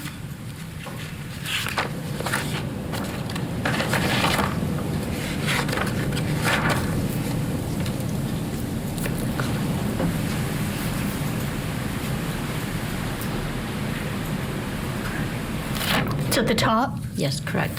So Detective Maynard told you the goal here is to convict Kouri of aggravated murder. Objection, Your Honor, that's not what it says. Yes, it is on the top of page 12. The word here is Are you looking at the right spot? You added a word. You added a word. Oh, I'm sorry. So, Ms. I'll read it Lauber, exactly. The question is, does that refresh your recollection that Mr. Maynard stated the goal is to convict Kouri for an aggravated murder? Correct. You're right. I added it. Yeah, sorry. I added the word here. So what was it Detective Maynard said to you? Why don't you go ahead and tell us?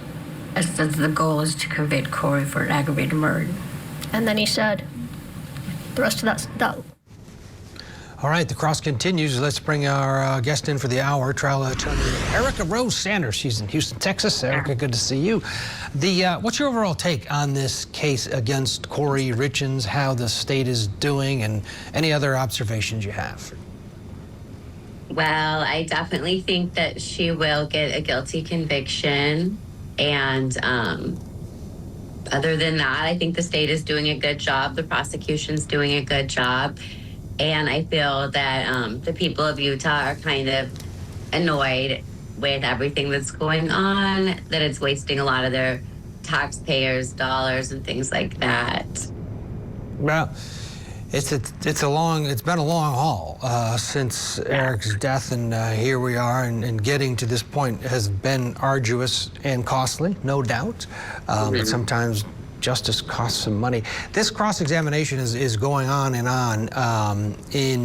We were talking last hour, it's getting to that point where you're feeling like maybe the defense is losing ground, but it's not over, and we might get sort of a payoff here. Your thoughts on just the length of it? Yeah, it seems like it's taking a long time. They're sort of like stumbling through their arguments. Maybe the housekeeper is not the best witness. I don't really know what the problem is. I don't really know what her relationship was to either of them, but it does feel like they're just trying to get to the point and we're not really sure exactly what's happening. Yeah, getting to where the end game is. All right, let's get a break. We'll get you back into the courtroom and see where this is going with the defense. Cross-examining this woman here. It's Carmen Lauber. She was the housekeeper and friend of Kouri, and the state says she provided the deadly medication to Eric, the fentanyl.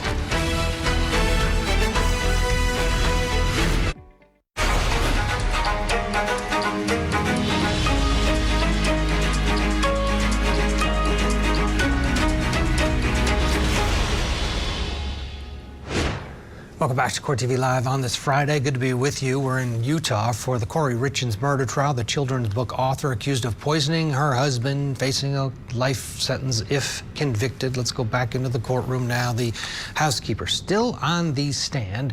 She's the one that found the hookup for Kouri, according to her and the state, to get that fentanyl that killed Eric. Let's go back into court. That's these parallel drug investigations? Those aren't a priority. Okay. So they're telling you they're not worried about what you're doing. Their goal is to convict Kouri of aggravated murder, right? Correct. All right. And again, you're telling them it was just so much easier when they put the puzzle pieces together for you, correct? Do you remember that? I don't recall. Want to look at page 16? 16? Mm-hmm.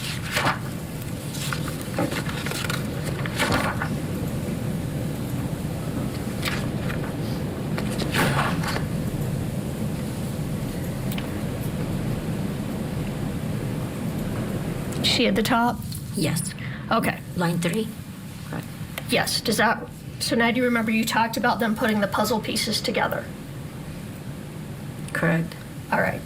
And didn't you also tell them that you were talking to your daughter, Kelsey, and that your daughter asked what was happening, and you didn't even know. You didn't know what had happened, is what you told her. Correct? I don't recall. It's on that. On a jail call or? Yes. Okay. No. Well, no. Let me rephrase that.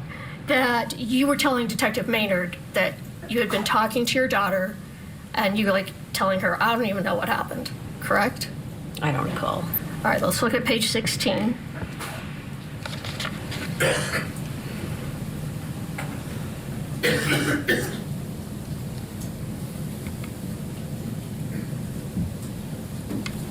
Do you see that now?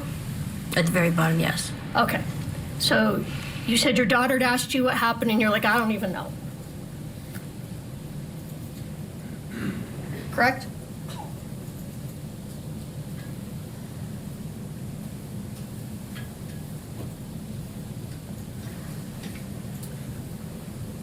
Your Honor, foundation, I think at this point,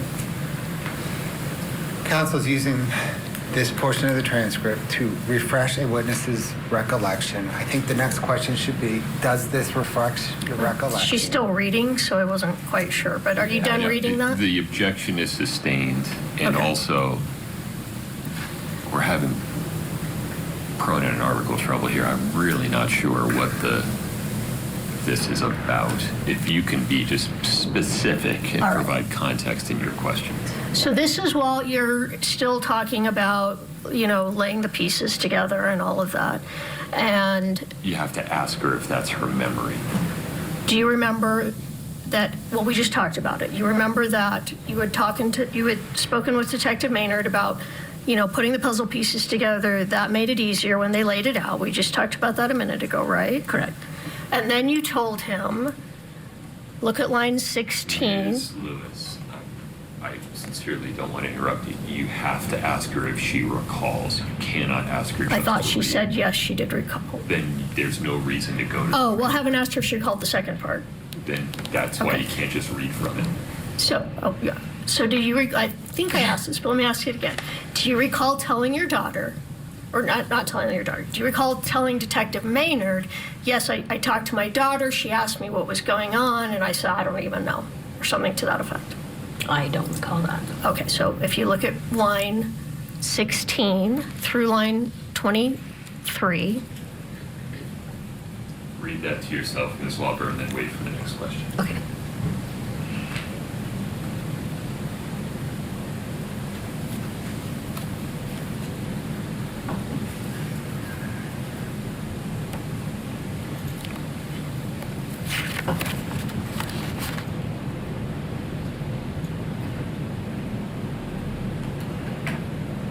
Okay.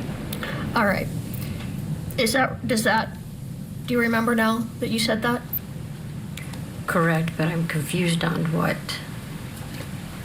she's actually asking me. What I'm asking you? What we're talking about in this conversation. It doesn't say exactly what we're talking about. Okay, so You just don't recall exactly what that was about. That's No, fine. If you don't conversation. remember, that's fine. Yeah, I don't recall what we were talking about. I just said, Okay. I don't know what happened. You just said, It just says it doesn't specifically say exactly what we're talking about. okay, that's fine. Well, we'll move on from that then. All right. Why don't you turn to page 20, and then I'm going to ask you a question, and then if you don't remember, you can look, see what it says there on the page. Okay. So Detective Maynard, at the end of this interview, tells you just something to the effect, don't worry, we're going to get you through this so you can get on with your life. Do you remember that? Yes. Okay, great. Now, there's one more interview that you have with the detectives in this case, and that's the next day, May 13th of 2023, all right? And then, okay, so why don't you just have that in front of you? Do you recall that in that interview, during that interview, that's when they really laid out for you about the March 9th drug purchase? Do you recall that? I don't recall, You don't recall that that's when you guys talked about the March 9th drug purchase? I don't recall. All right, well, why don't you take a look at the beginning of that interview? Which page? Just at the beginning. Which date? Which date? What May page? 13th, the next day. So just make sure you're at the right tab, Carmen, if you haven't already. Yeah. 513. Okay, now I'm there. And forgive me, I interrupted you, Ms. Lewis. The page number that you want to use to refresh your recollection. I was just asking her to look at the beginning of the interview to see if she recalls that they were now on this day talking about primarily the March 9th purchase. Is there a page range? Page I need to be on? Look at the beginning, Katie.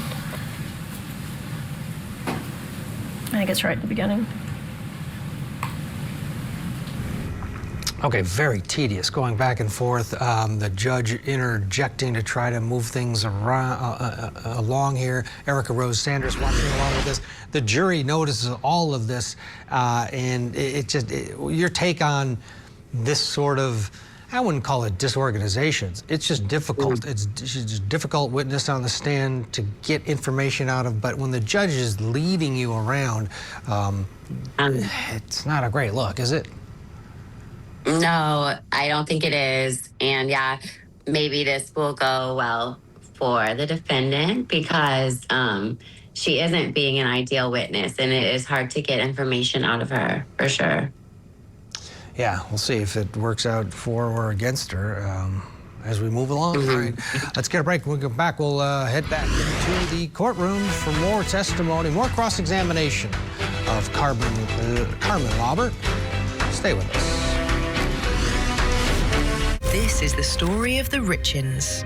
Eric, a father of 3, met an untimely end, and Kouri, his widow, wrote a children's book on grief. She's also charged now with his murder.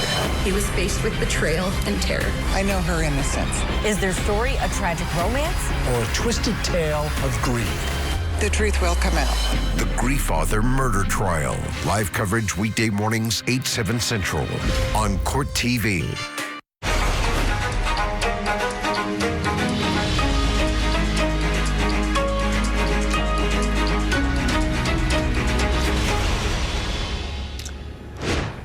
Back to Utah we go for more of the case against Kouri Richins. She's the mom, of course, who wrote that children's book on grief for her kids after her husband's death. But prosecutors say that she's the one that killed her spouse, Eric, with an overdose of fentanyl that she added to a liquor drink, a Moscow Mule, right before she went to bed. They accuse her of having an affair, saying that it was all about the life insurance and she wanted to start a new life. The defense is she didn't do this, and that he did have a drug and alcohol problem, and that he was the one that ingested the fentanyl. Let's go back into court now for more cross-examination of the housekeeper. Next one. Because you're just chatting at first. Next one.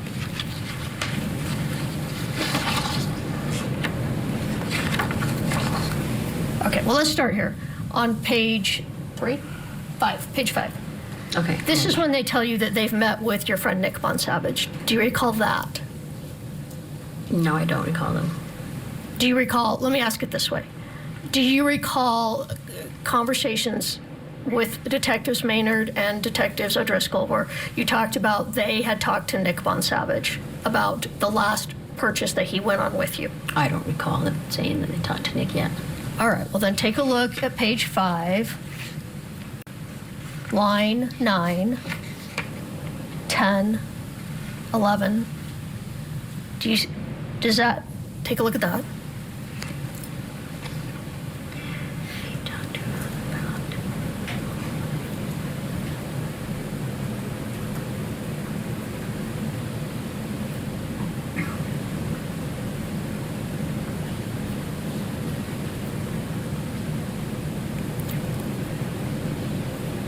Have you looked at that? Correct. All right, so they're talking to you about how they had met with Nick Bonsavage. Yes. All right, and isn't it after their meeting with Nick Bonsavage, it's through Nick, they decide that that last purchase was March 9th. Remember that? Correct. Okay, there we go. And at that point, they ask you, is it possible you bought pills a total of 4 times? Once from Susan, 3 times from Crozier. Do you recall that? I don't recall that. Okay. Let's look at page 13.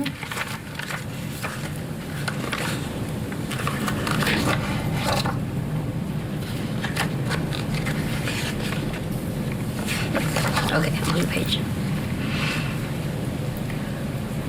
At line 7, Detective Maynard.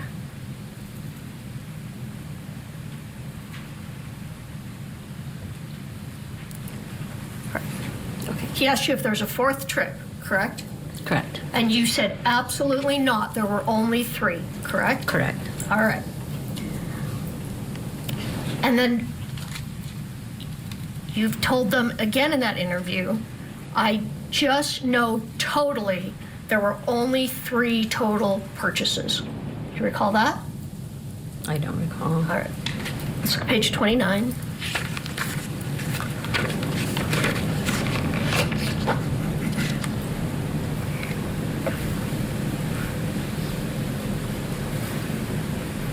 You now recall you said, but I just know totally there were only 3 total. Yes. All right. So again, back on March 13th of 2023, I'm sorry, May 13th of 2023, you told the detectives more than once, not 4 purchases, I know total 3 purchases for Kouri. Correct. You told them that 2-3 times, correct? Yes. You told that to Ms. Whistler with U.S. Attorney's Office 2 days prior, correct? We talked about that. Yes. Yes, okay. But today, you're saying there were 4 purchases. Correct. So even though you were totally sure in 2022 there were 3, your testimony now is that there were 4. Yes. Okay.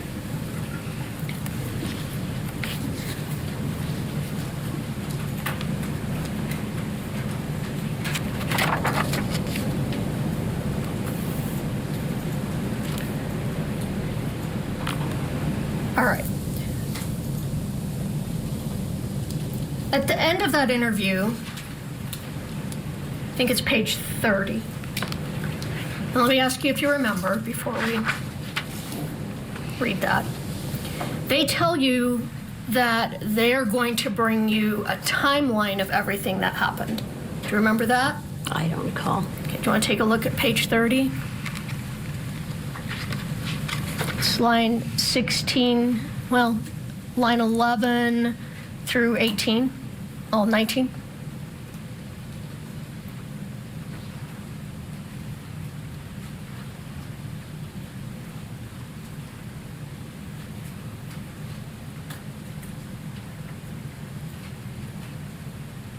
Okay. All right. So, just like today, the timeline was confusing then too, right? Correct. And they said, well, we're going to bring you a timeline to help you figure this all out, something to that effect. They're going to bring you a timeline, correct? Correct. Did they ever bring you a timeline? Pause for one moment. Mr. Lauber. Your Honor, just foundation. This, we're going to bring you a timeline or something to that effect. We can use the precise words. We have the precise words. Overruled on this one. Keep going, Ms. Lewis. So they said they're going to bring you a timeline. Did they ever bring you a timeline? I don't recall. So you don't know if you ever got a timeline from the detectives? I don't recall if they ever brought it or not. So it's after this, I'm not sure if what day, and I don't know if you remember, but sometime after this interview, they released you from custody. Correct? I had to be on ankle monitor. It had to be approved through Judge Maybe to be on ankle monitor. I could not leave the jail without that being on my ankle. Okay. So they put an ankle monitor on you and they released you from custody, correct? And you went back to see Judge Maybe, correct? No, I was not allowed in drug court at the time. Why weren't you allowed in drug court? Because I was suspended for a minute. It was on pause. Because you were a cooperating witness? Because what? Because you were a cooperating witness for the state? Yes. That's why you weren't allowed back in drug court? Yes. All right, but you did go see Judge Maybe, not in drug court, but you appeared in front of Judge Maybe to get conditions for your release, right? She already had approved the conditions before I was released. Oh, so you didn't have to go to court? I still had to go a couple of times. I mean, I still go every 3 months now. Okay. But let me just ask you, when you were very first released, you put an ankle monitor on, you're released from the jail. Did you have to go see Judge Maybe, or were you just released and you already knew the conditions? No, I think I had to go in front of her. Okay. So when you went back to Judge Maybe, she gave you some conditions of release, correct? Yes. And one thing they did is they transferred your probation from Wasatch County to Summit County, correct? I think so, yes. And your new probation officer became Detective Maynard, correct? Yes.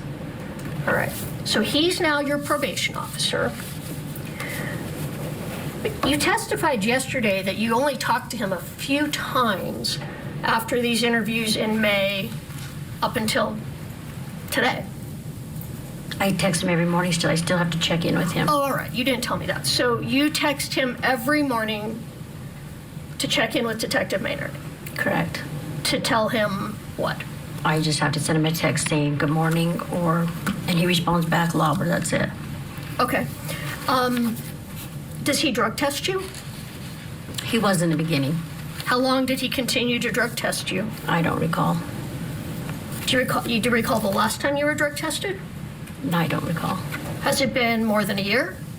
I'm sure. Has it been more than 2 years? I'm not 100% sure. Could it be more than 2 years? Yes. So you haven't had a drug test in over 2 years, correct? Correct. Even though you are on probation with Summit County Drug Court, correct? I'm not on drug court. I'm sorry, I said Summit County. You're on probation with Wasatch County Drug Court. No, I'm paused. It's in pause. Okay. It's paused. Go ahead. It's paused, so therefore I don't have to interact. I don't interact with anything to do with drug court right now. All right. So you don't actually physically go to drug court because it's on pause until this case is over, right? Correct. I go in front of Judge Maybe every 3 months. Okay. And every time you go in front of Judge Maybe, well, tell me, what happens when you go in front of Judge Maybe? They just put it out another 3 months. Do they ask you when the trial in this case is going to be? They never have asked me. All right. But they're putting it off until the trial's over, right? Correct. Because what happens is going to depend on if you testify at this trial. We need to slip at a commercial break. We'll head back to Utah for more testimony in the case against Kouri Richins. Stay with us.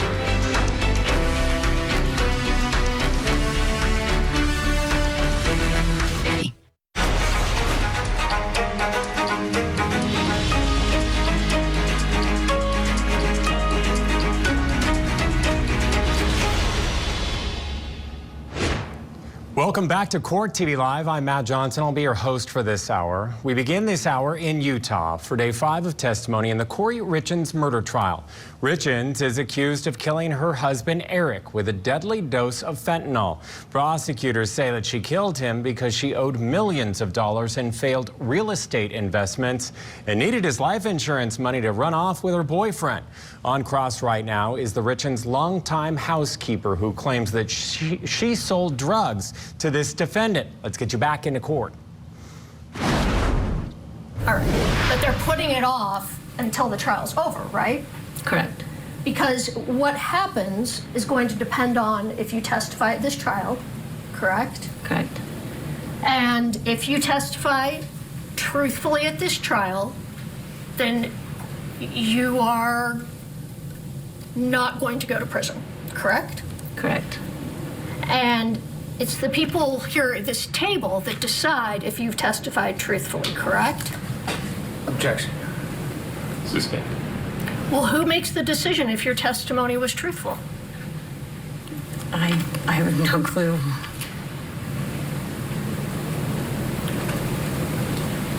So if you got up here and testified today, I never bought pills from Robbie, I never gave pills to Carmen, would you? I'm Carmen. I'm sorry, I never gave pills to Kouri. Would you still be not charged in drug court? Everything would be fine, you'd just be done? I don't know. Okay. I don't know the answer to that one. All right. So one of the conditions of your release is that there were certain people that you were not to have any communication with, right? Correct. And one of those people was Nick Bonsavage, correct? I'm not 100% sure. Well, let me show you. It's been marked as IMPCL 7. Right here where it says the defendant is ordered. Just wait for the next question after you read it as well. Yeah, read it and then I'll ask you the question.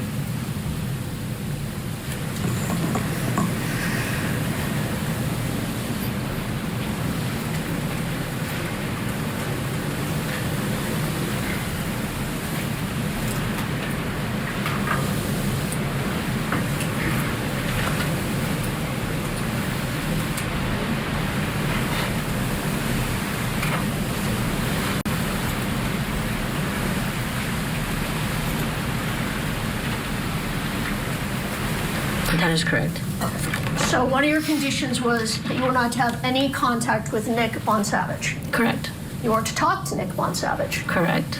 But you did talk to Nick Bonsavage. You've been talking to him for the last 3 years, correct? Correct. It was only until I had the ankle monitor on that I was not to have contact with my kids or Nick Bonsavage. It says right there with the ankle monitor on. I had the ankle monitor on for a year. Okay.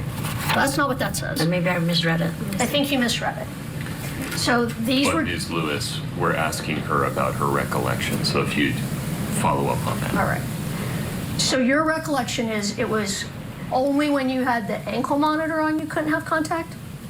Correct. All right. Because I had to go back and get permission to even talk to my daughters. Well, did you have permission to talk to your daughters, or it was just you weren't to see your daughters in person? I couldn't go down the canyon at all. Right. And later that changed, and you were allowed to go see them in person? Yes. Correct. Okay. But take a look at this again. Does this, and then tell me, did the ankle monitor have anything to do with not talking to Nick Bonsavage? Supervisor in the Honor of Summit County is to install a GPS ankle monitor on the defendant prior to her release. The defendant is ordered to have no contact with Kouri, Darden, and Los Angeles County Drug Court. Yeah, I'm confused on that, but...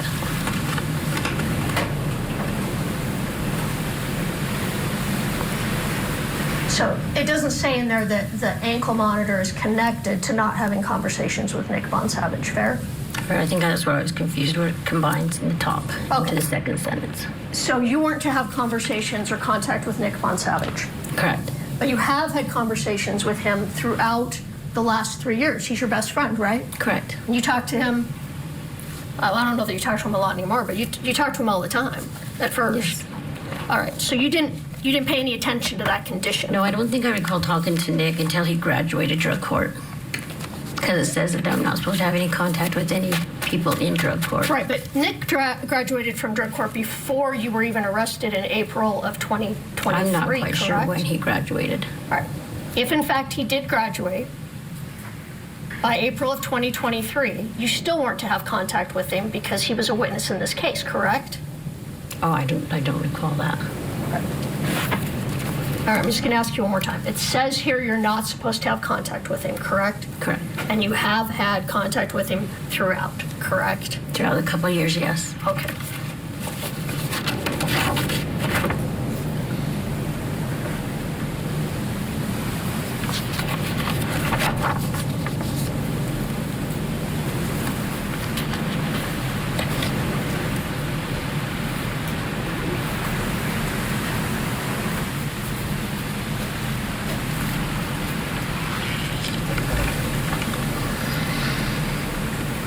Well, let me ask you, yesterday it came up that Kouri Richins wrote you a couple of letters saying you'd completed community service that you hadn't really completed, right?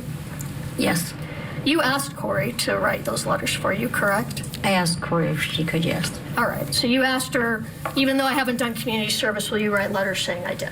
Correct. All right, so that's how you got those letters? Yes. All right.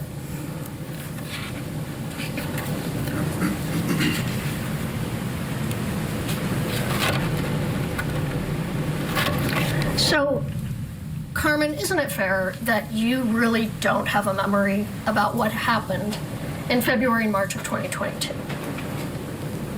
What do you mean by that? Well, when you were interviewed in 2023, you didn't remember what had happened, correct? Correct. It's a lot to take in. It's a lot to take in. And you didn't remember it a year after the fact. So you really don't even remember now what happened in 2022 and 2022, correct? Rephrase your question, that kind of confuses. You didn't remember in 2023 what happened in 2022, and you don't now remember what happened in 2022, right? Yes and no. It's been laid out for you by someone else, correct? Due to data and cell phone data and everything, yes. All right, so whatever memory you have is what was, you don't have a personal memory, it was shown to you. No, I have partial memory. You have a partial memory. I have memory, yes. All right, fair to say your memory was better 1 year after the fact than 4 years after the fact, right? It is confusing later on, years later, yes. Okay. And you were using and selling that whole time in drug court? I was not using and selling the whole time. The whole period we're talking about of February and March of 2022? Yes.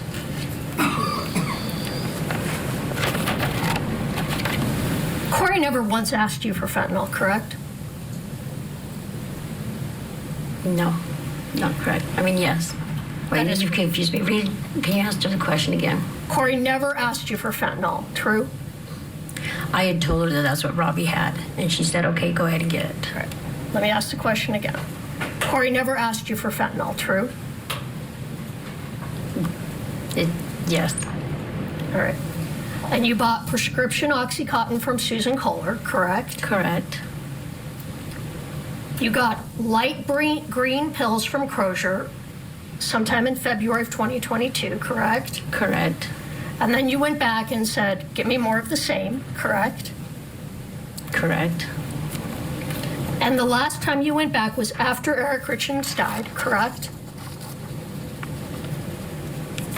I'm not sure. Well, the last purchase was May 9th of 2020, March 9th of 2022, correct? Correct.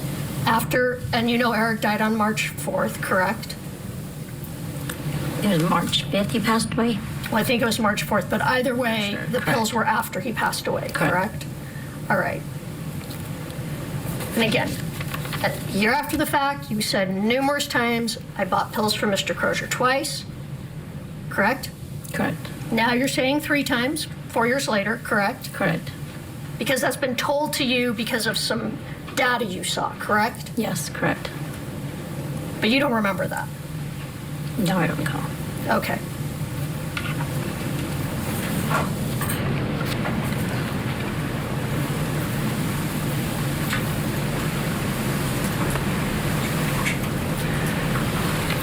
So, after you said you were willing to cooperate, and they said you were getting a big jail get out of free card, you got your big jail get out of free card so far, right?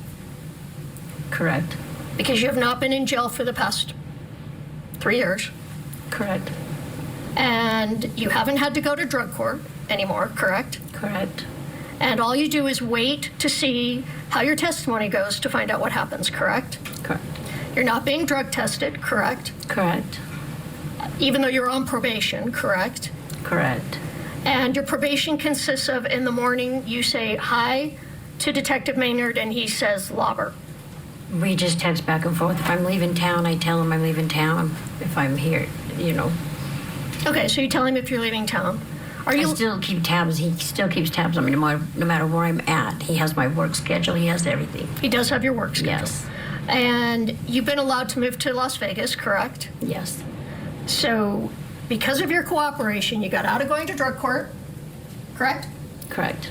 You got your probation transferred to Summit County with Detective Maynard, correct? Correct. You got to stop your drug testing, correct? Correct. You got to move to Vegas, correct? Correct, but I'm not living in Vegas. I'm living here. You're here right now? Judge maybe approved me to move to Vegas, but I'm still here in Utah. You haven't moved to Vegas yet? No. Okay. You've been allowed to go to Vegas numerous times to visit, though, right? Correct. All right. And you haven't done any time for any of the crimes that you committed, correct? Correct. I was incarcerated. I stayed in jail for 23 days. Well, that's it. 23 days when you were arrested in April of 2023. Yes. And it was during that time period you were in jail because you were getting your story together with Detectives Maynard and Detective O'Driscoll here. Yes. Okay. And the pills that you bought from Mr. Crozier, you don't know what those pills were, correct? He had told me that he had fentanyl. You didn't look at the pills, correct? No, I didn't sit there and play with them, no. You didn't know what they were, correct? Correct. You didn't have them tested? No. Okay. You didn't take any, you said? No. Correct? Correct. You did or you did not sell them to anyone else? I did not sell them to anyone else. Okay. You don't know what happened to those pills, correct? I don't know who picked them up, if that's what you're asking. Right. You don't know who took those pills, correct? Correct. And you have, sitting here today, absolutely no information about what happened to Eric Richins other than that what you were told that he died of a fentanyl overdose. Correct. And you have no idea what happened the night that Eric Richins died. I do not. And you have no knowledge if Ms. Richins killed Eric Richins. I do not. Can I just have a moment?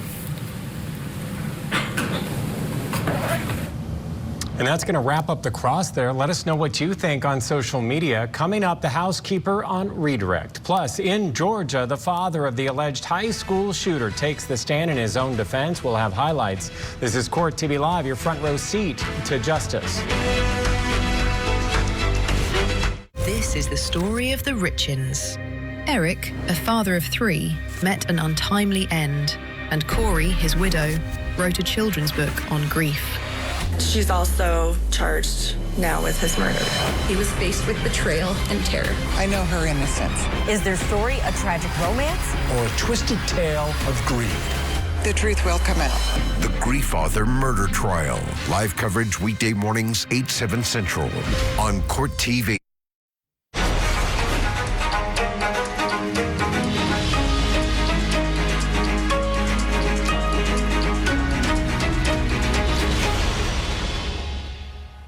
This is Court TV Live. We'll head back to Utah in just a moment. But first, a quick update out of the state of Georgia, where the father of the alleged high school shooter is on the stand. Colin Gray has pleaded not guilty to nearly 30 charges, including 2 counts of second-degree murder, all stemming from the 2024 school shooting that left 4 people dead and that prosecutors say was committed by his son. Earlier, Colin was asked about the shrine that Colt had in his bedroom of the Parkland High School shooter, Nicholas Cruz. Let's watch. Did he ever talk to you about any obsession that he had with school shooters? No, sir. We've seen this big poster of newspaper articles and photographs of various and sundry people. Did you see that in his room at any time? I did not see that poster. There was one point in time where I went into his room originally. So typically his room was usually always dark. He had a room darkening shade on even for the daytime. Lights were off. His monitor screens were usually the only, light in the room. I had gone in there to take him dinner one night, and there was a picture on the wall. It's a young kid. I didn't know who it was.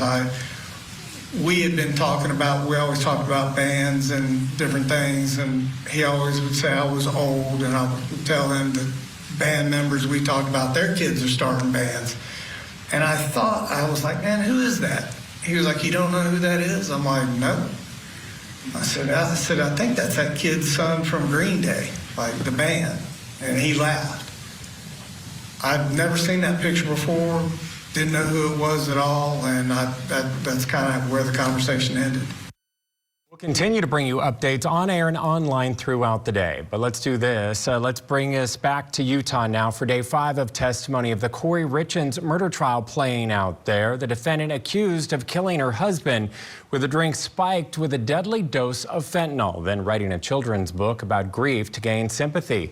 Still on the stand is the Richins' former housekeeper. She has already testified that she supplied Kouri Richins with fentanyl. Let's watch the redirect.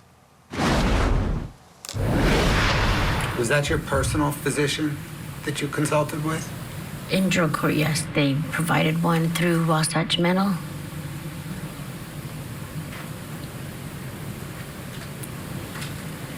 Anybody who needed meds through drug court, they provided her because they were non-narcotic kinds.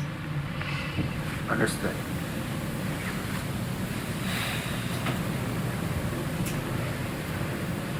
From the time of your entry into drug court in September 2021 until your arrest in April of 2023, did you continue to behave like an active drug addict? In the beginning, I'm kind of confused what you asked. From the day you entered drug court until the time you were arrested, did you still behave a lot like an active drug addict? I'm kind of confused on that one. Well, did you occasionally use drugs? Yes. Did you lie about using drugs? Yes, an active user will lie. Right. Were your lies to interviewers consistent with being an active drug user? Yes. Have you been clean since you were arrested in April 2023? Yes. And that same day you were arrested was the day that detectives, or was it the day that detectives told you that Eric Richins died of a fentanyl overdose? The day I was arrested, no. When was it? I was in jail for a couple days till they came and see me. So a couple days? Yes. You didn't use in jail, right? No. So you've been clean since detectives told you that Eric Richins died of a fentanyl overdose? Yes.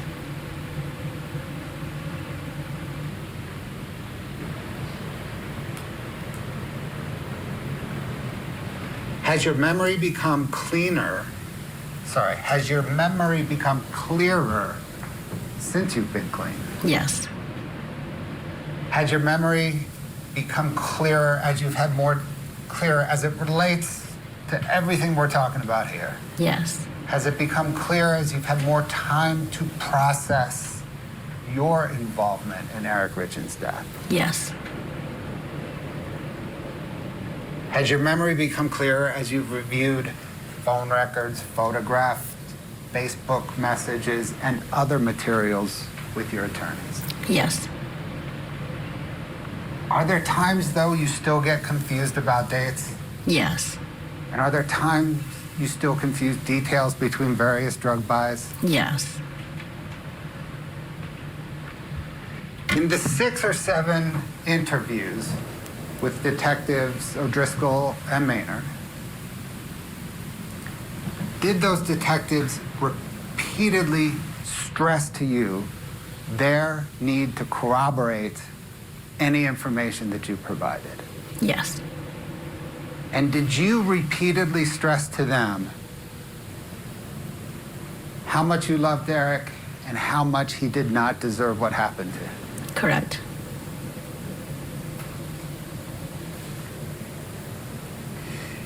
Do you recall testifying yesterday,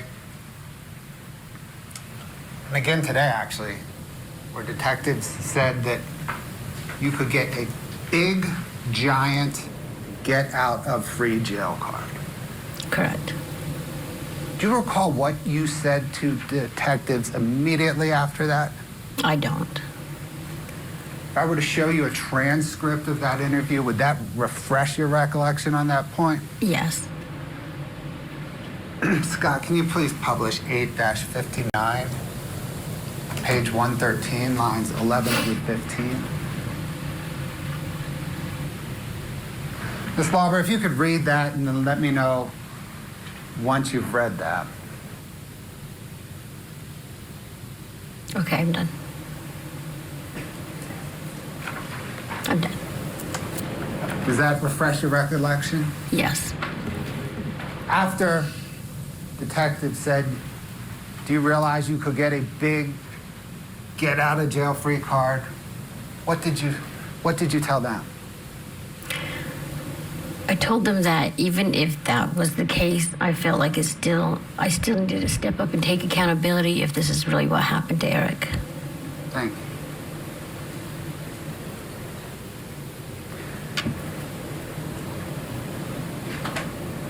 When considering the 6 or 7 interviews with detectives O'Driscoll and Maynard, in their full and fair context, do you think that did you think at the time, do you think now that detectives O'Driscoll and Maynard were trying to plant information into your memory? Your Honor, objection, speculation. Overruled. No, I do not. Do you think that they were trying to help you recall information from your memory? Yes. You've reviewed all of those transcripts, and just to be sure, is it April 27th? Do you have the binders up there? I do have them, but Is it April 27th?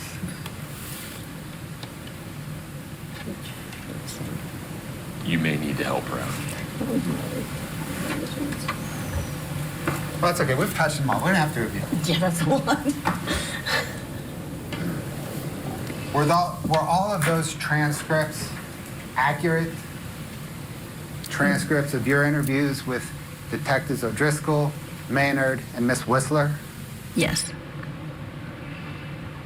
Your Honor, the state's marked the April 27th, 2023 interview as 8:57. The May 2nd, 2023 interview is 8:58. The May 3rd interview as 8:59. The May 4th is 8:60. The May 10th is 8:61. The May 12th is 8:62. The May 13th is 8:63.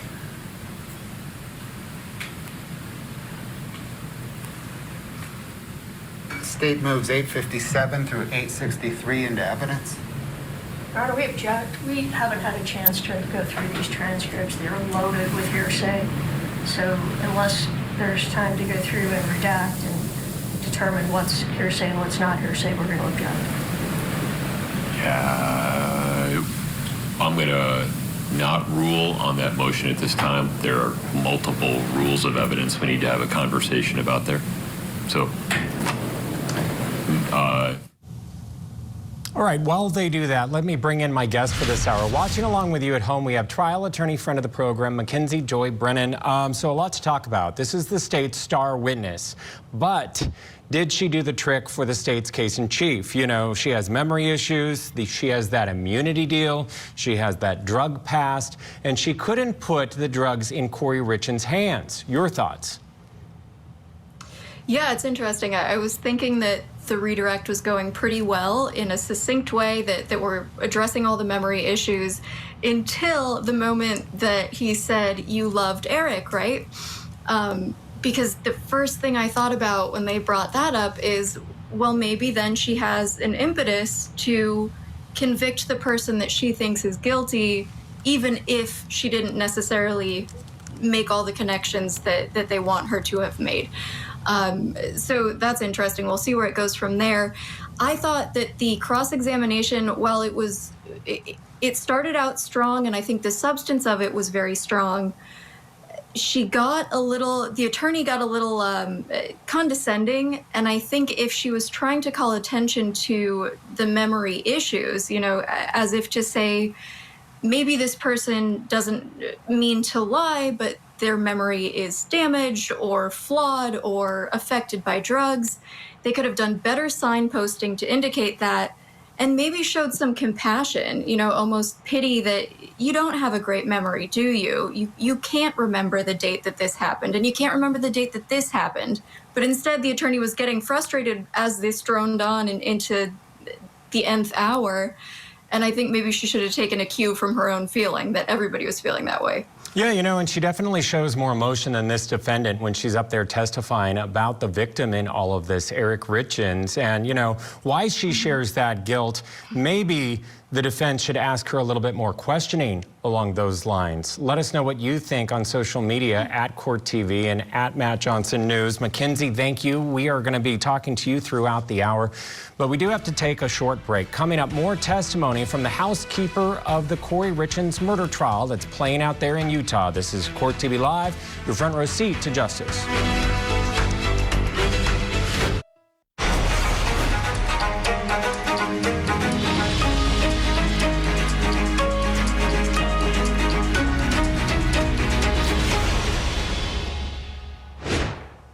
Welcome back to Court TV Live. I'm Matt Johnson. Thanks for being with us on this Friday. Let's head back to Utah now for more testimony in the Kouri Richins murder case.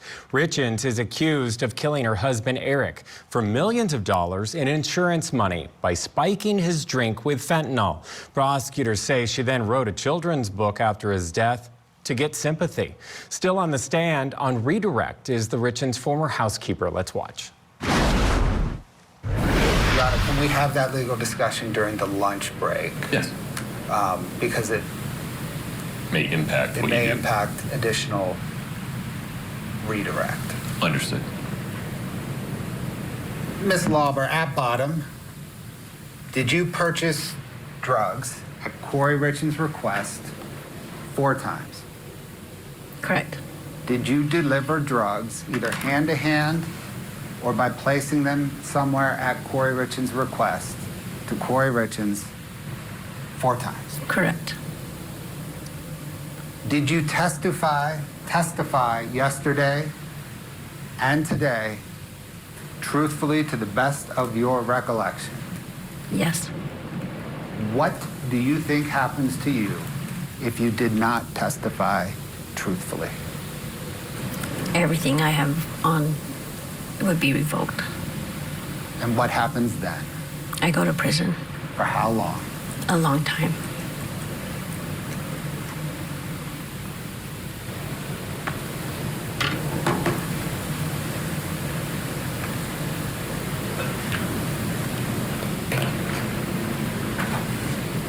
Ms. Lewis, with the reservation that Mr. Bloodworth just made on the record about the potential for additional redirect depending on the court's ruling on the state's motion to admit the transcripts, anything further for Ms. Lauber at this time? Not at this time, no. Okay.